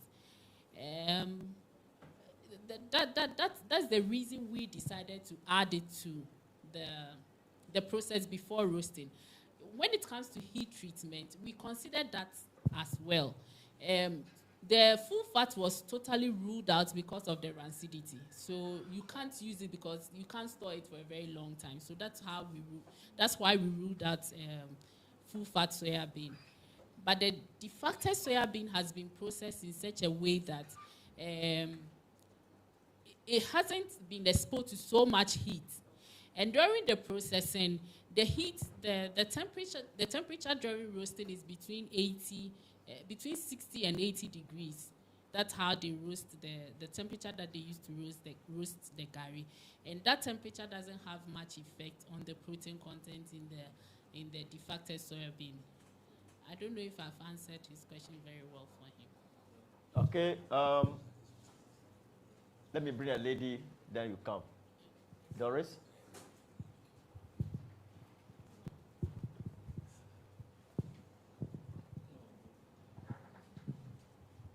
Okay, thank you very much for the opportunity. I have one question and a recommendation. So the question is to Dr. Amenope, and then the recommendation is to Madam Chum. So, Doc, is there any soil condition or any soil limiting factor that could influence the quantity of vitamin A in the yellow flesh cassava? That is my question.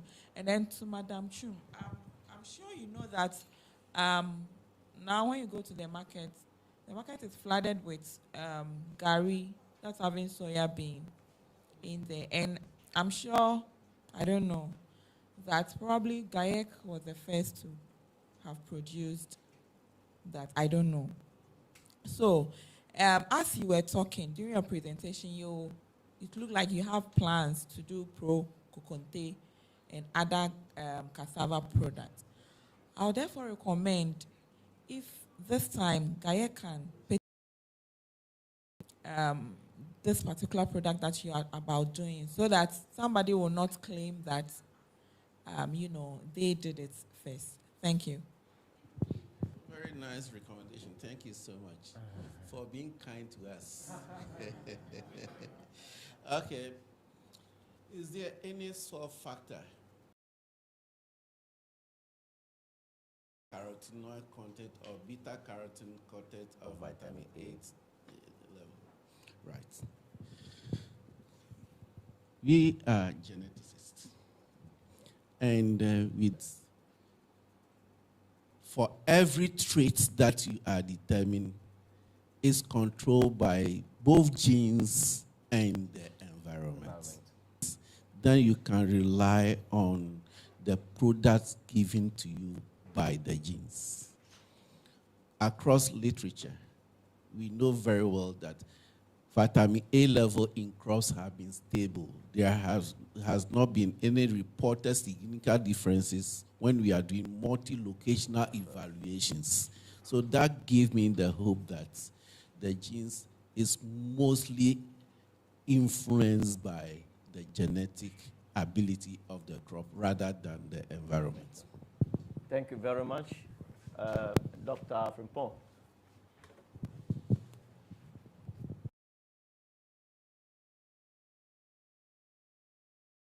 Presentations.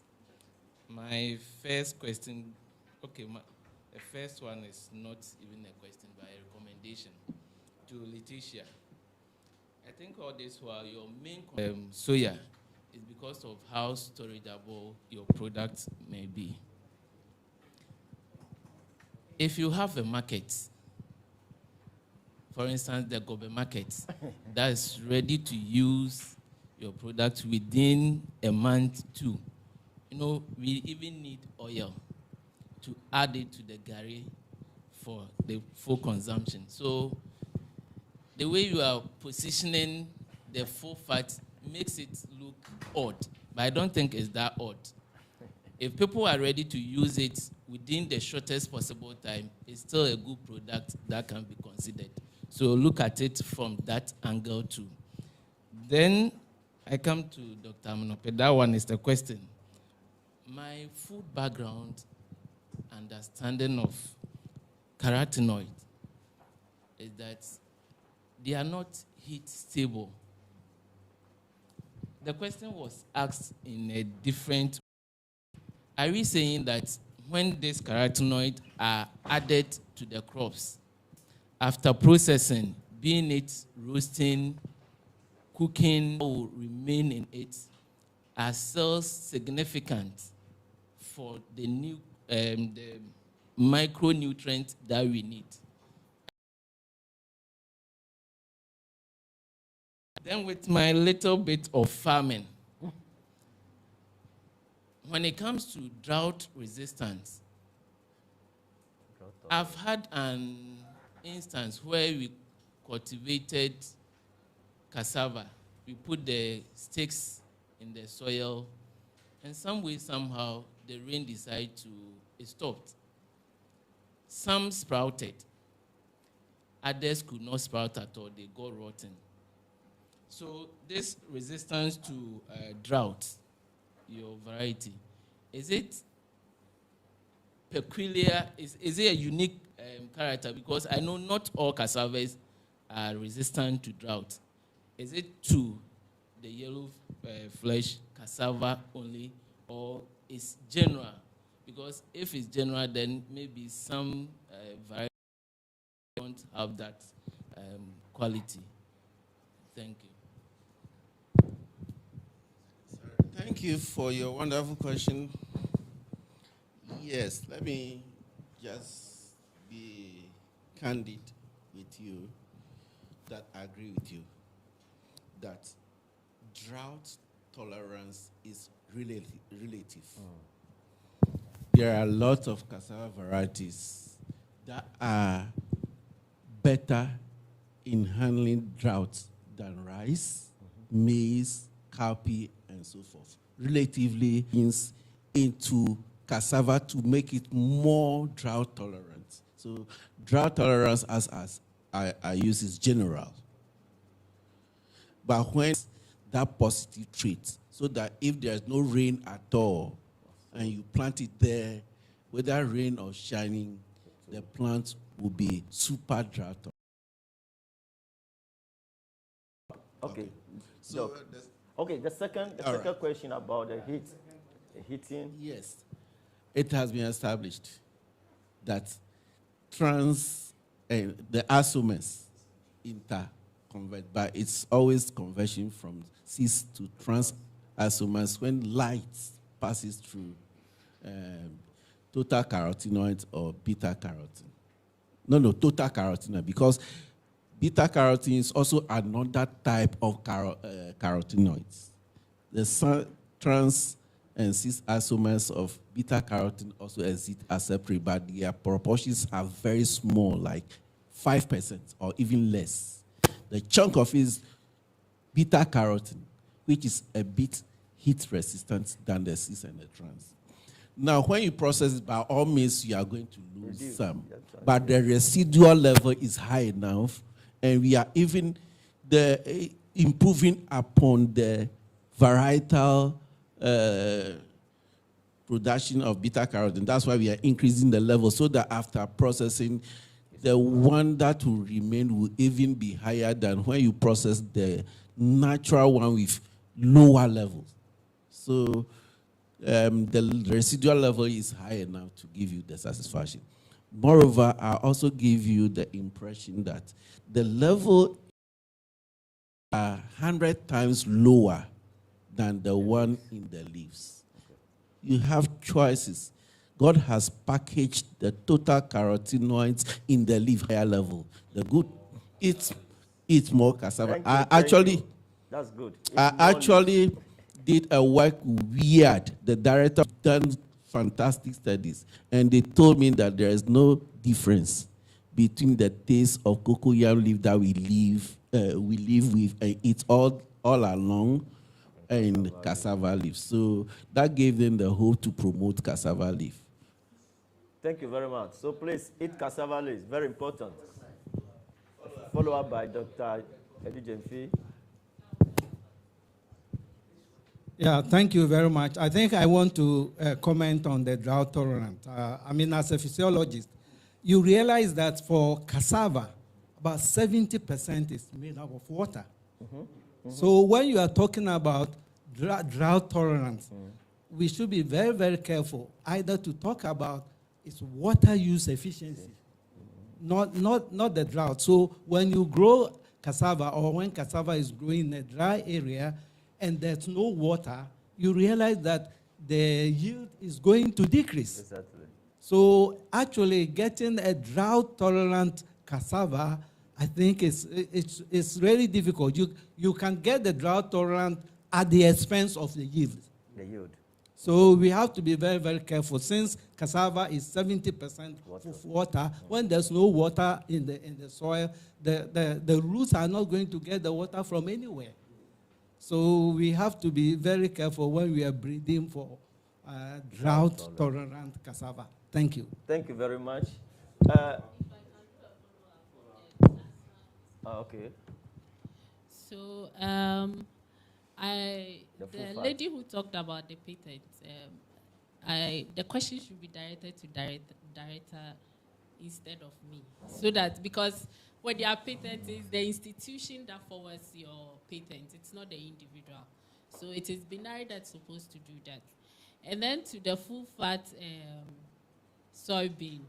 So the soybean that we use is actually a spent soybean. So when they take the oil for soybean oil, the residual is what we are using for the pro gari. Now you can still use the full fat. If you are going to consume within a month, you can still use it. But I don't think any processor will want to process, and then within a month, your product is going to go rancid, and you can't use it for anything. I mean, you have to be economical. And as a food product developer, I will want to do something that can stay longer on the shelf than something that will just last for a month. We started this project in 2016, and the first pro gari that we did with the factored soybean is still there. It's not spoiled, it's still there. This one, it's over a year now. The one here is over a year now. And the taste is still the same. And like I said, as a processor, you want to process something that can stay longer on the shelf than something that will go rancid within 2 days.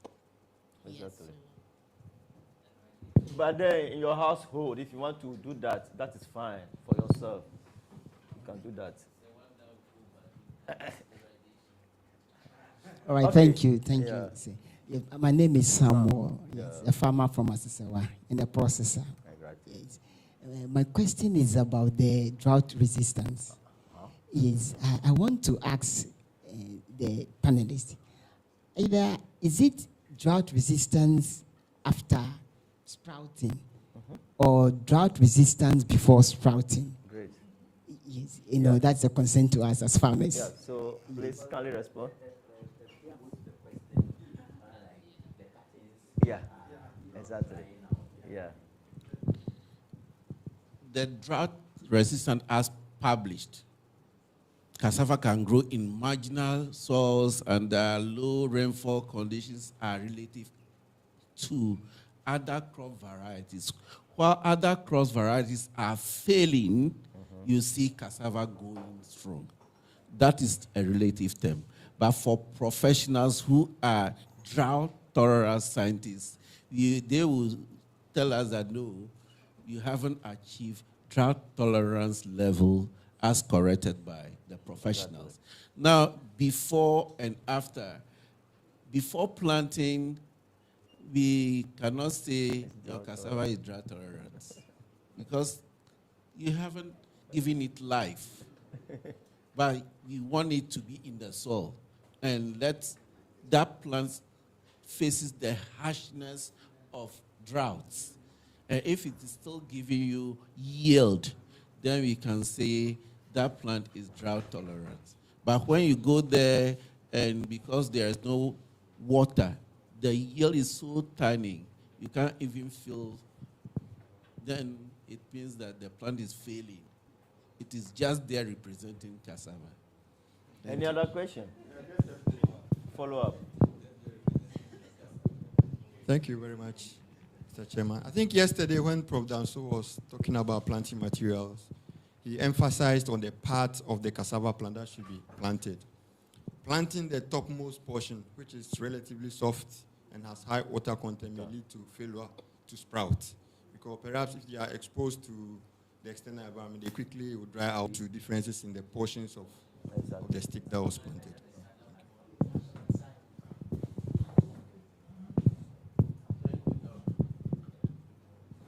Yeah.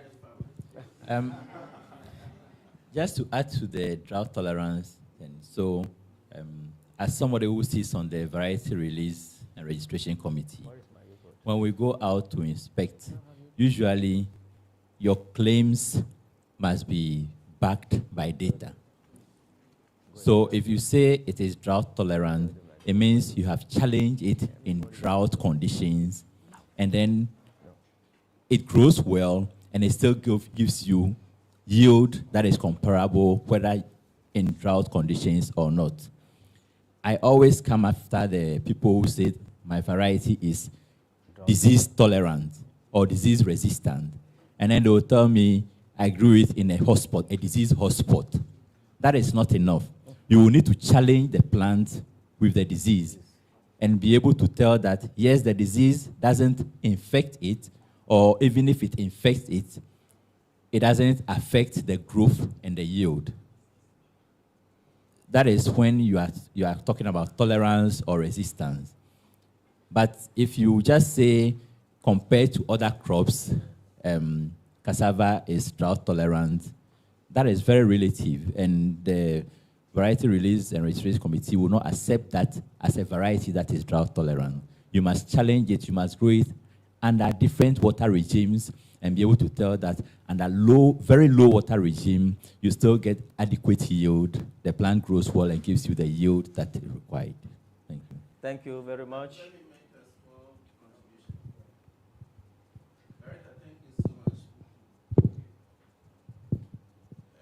In breeding profession, the way we evaluate drought tolerant or drought resistance may be different from your perspective. This is what we do.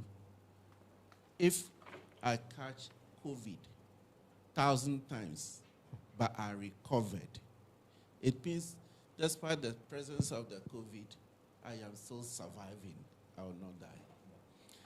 If you say a plant is disease resistant, that doesn't mean it shouldn't catch the disease.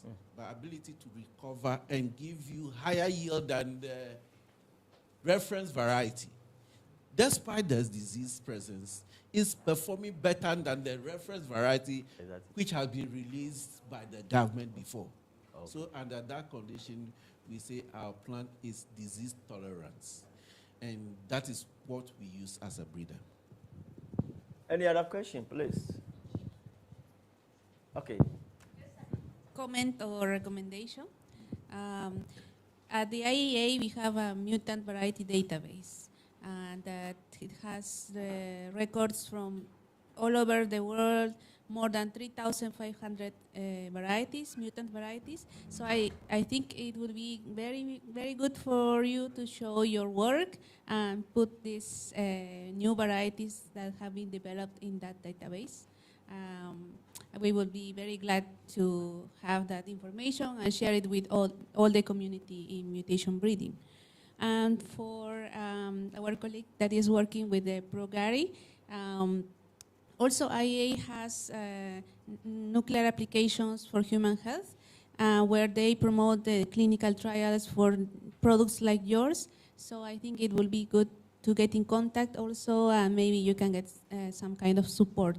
So also, besides the other institutions that you mentioned, also consider IEA. Thank you very much.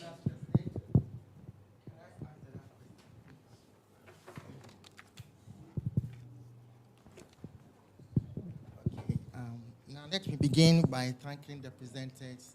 They have really educated me very well, and I thank you for the opportunity. My name is Robert Yankee. I'm a farmer. Scientist farmer. I'm a farmer, yes. Now you have mentioned that this work you have done is in support of SDG 2, that is zero hunger. And it's very good that you are doing this work. Now, if you recall, the United Nations initially had MDGs, which became SDGs. That means that they wanted the development of every project to be sustainable. Now, in your process and your presentation, you have mentioned to us that if you take 1 ton of cassava, you are able to give us 300 kg of the product that you want. That means 70% is a byproduct.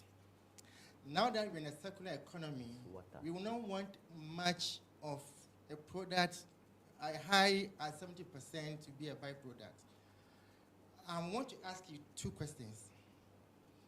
This 70% byproduct, if you are going to have people to sponsor the whole idea to make it commercially viable, you have to work on the byproduct to reduce it much further to meet the circular economy criterion. Now my question is, what is the composition of the byproduct if you determine it? And 2, what do you intend to convert this byproduct into so that you can meet the circular economy criteria? And you should produce, the byproduct shouldn't be much, I mean, if it goes less than 50%, you are likely to have sponsors to commercialize this fantastic work you have done. Thank you. Yeah, Letitia, I think that's for you.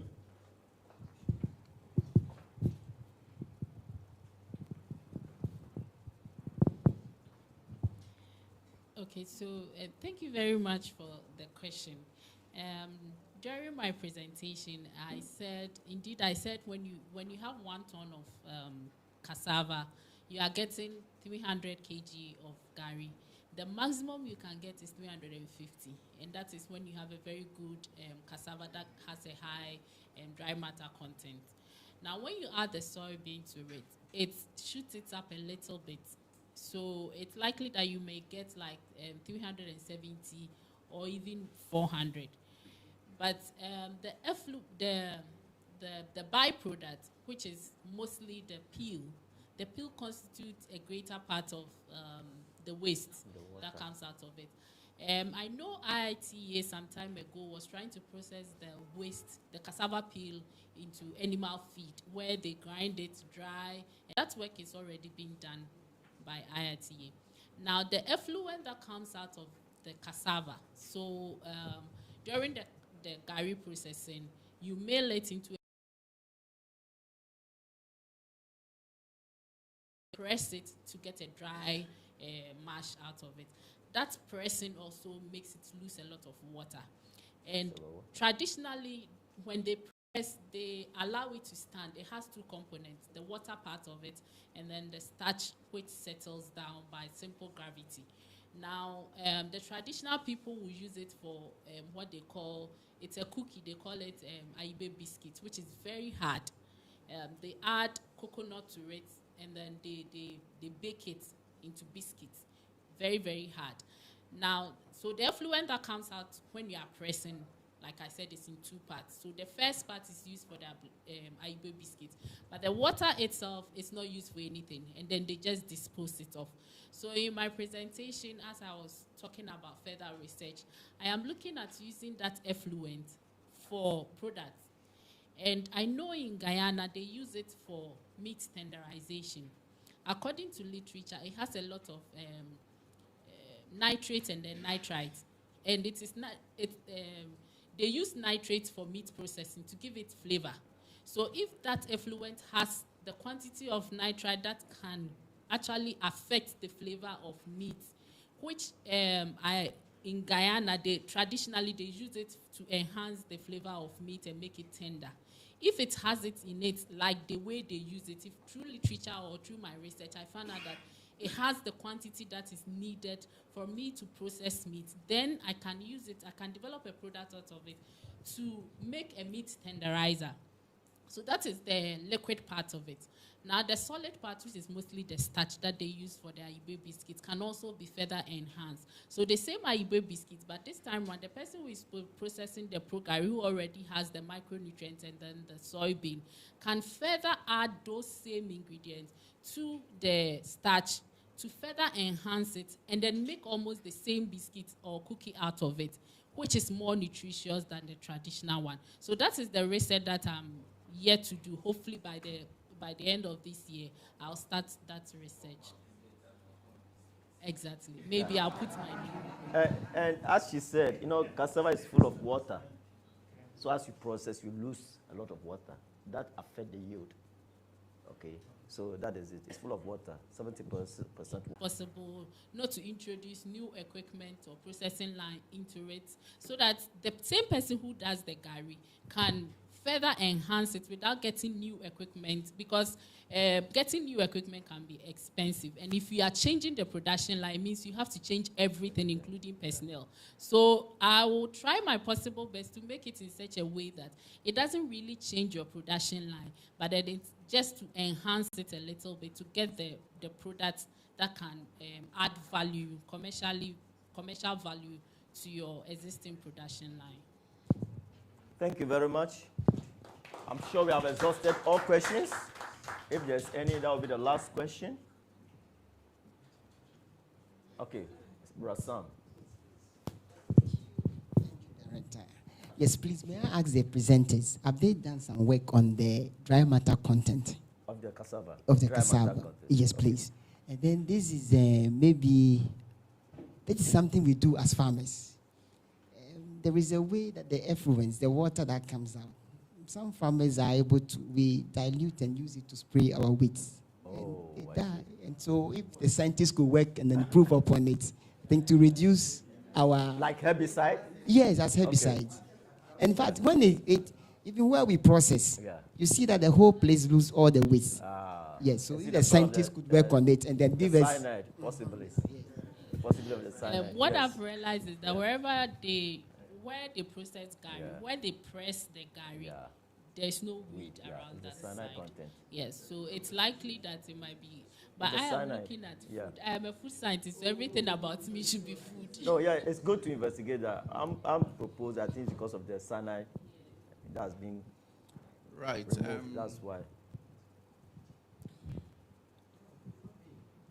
As plant breeders, we listen to what you want, and we tailor the product to suit your demand. So it's always demand driven. For food, we always mutate and have a lot of variance after mutations.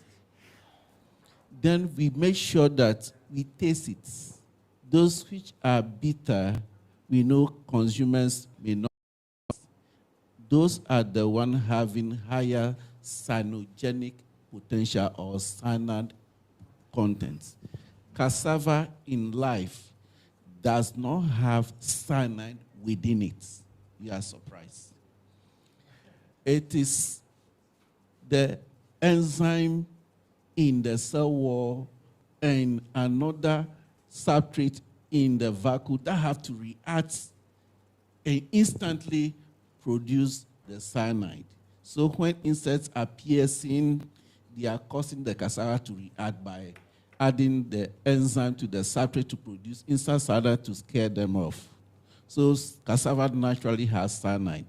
But if the level of cyanide is below 50 ppm, we know very well that it is safe for consumption by human being. So we select that one, and anyone which is above it, up to 300 level, we throw them away. But if you come to us and tell us that you want that kind of variety, then we can produce that one to tailor your need. If you want to use it for insecticides, that is going to benefit you alone, but we beg you, you'll be satisfied. Don't use it as food. What about the dry matter, right? Yeah. Yes. No breeder will start research on cassava without determining. So every product we put out there, the first thing that we do is to determine the dry matter. If the dry matter is high, it's a plus for us. So in one of our presentations, I was telling the whole world that, in fact, we were able to have a breakthrough. if cassava is having yellow flesh, the dry matter is usually low. So scientists all over the world have been published that any cassava having yellow flesh, it is very difficult to get it having higher dry matter. This is the first time we are reporting dry matter above 30 for a yellow flesh cassava because we have determined it. So we always determine dry matter. Thank you very much. Wonderful panel discussion. You want to have a question? Please, the mic. The mic.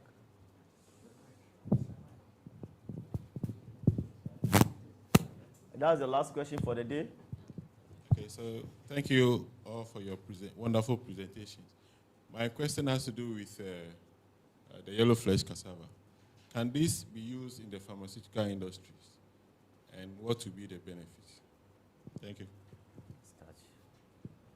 Okay, is it possible to use the orange flesh cassava in the pharmaceutical industry? Punish him because he wasn't here during the presentation.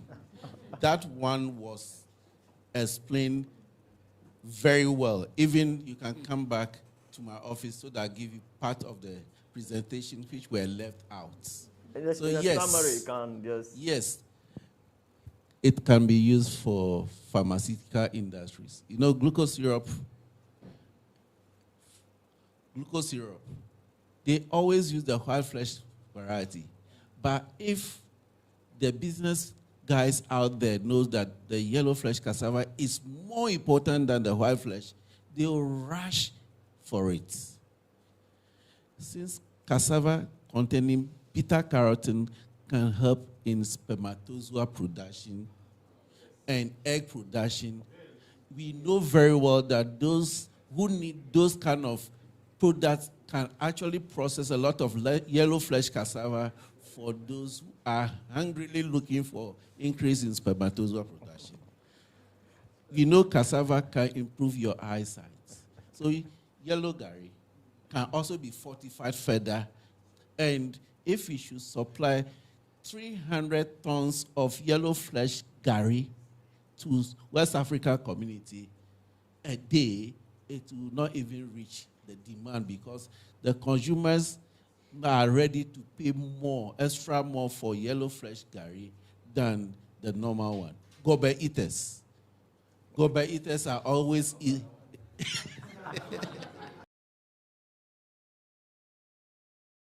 terms of pharmaceutical, there are serious business out there, and I believe people are interested, and it can easily be done. Thank you very much for a wonderful discussion. Shall we clap for them? So today we were taught, or we have been informed that orange flesh or yellow cassava has high carotenoid content. That's good for eyesight and also enhance other properties. And also utilization of cassava in the form of production of gari. And in future, we may have orange flesh gari in the system, which will be good for the adolescents and other people to improve their nutritional status. Thank you very much for a wonderful discussion and presentation. And we are ending this session. The day is open day for Binari. So our labs, our farms, demonstration farms, and other places are open for you to visit and see what we do in those labs. Thank you very much. See you tomorrow for another session. Bye-bye. Okay, announcement.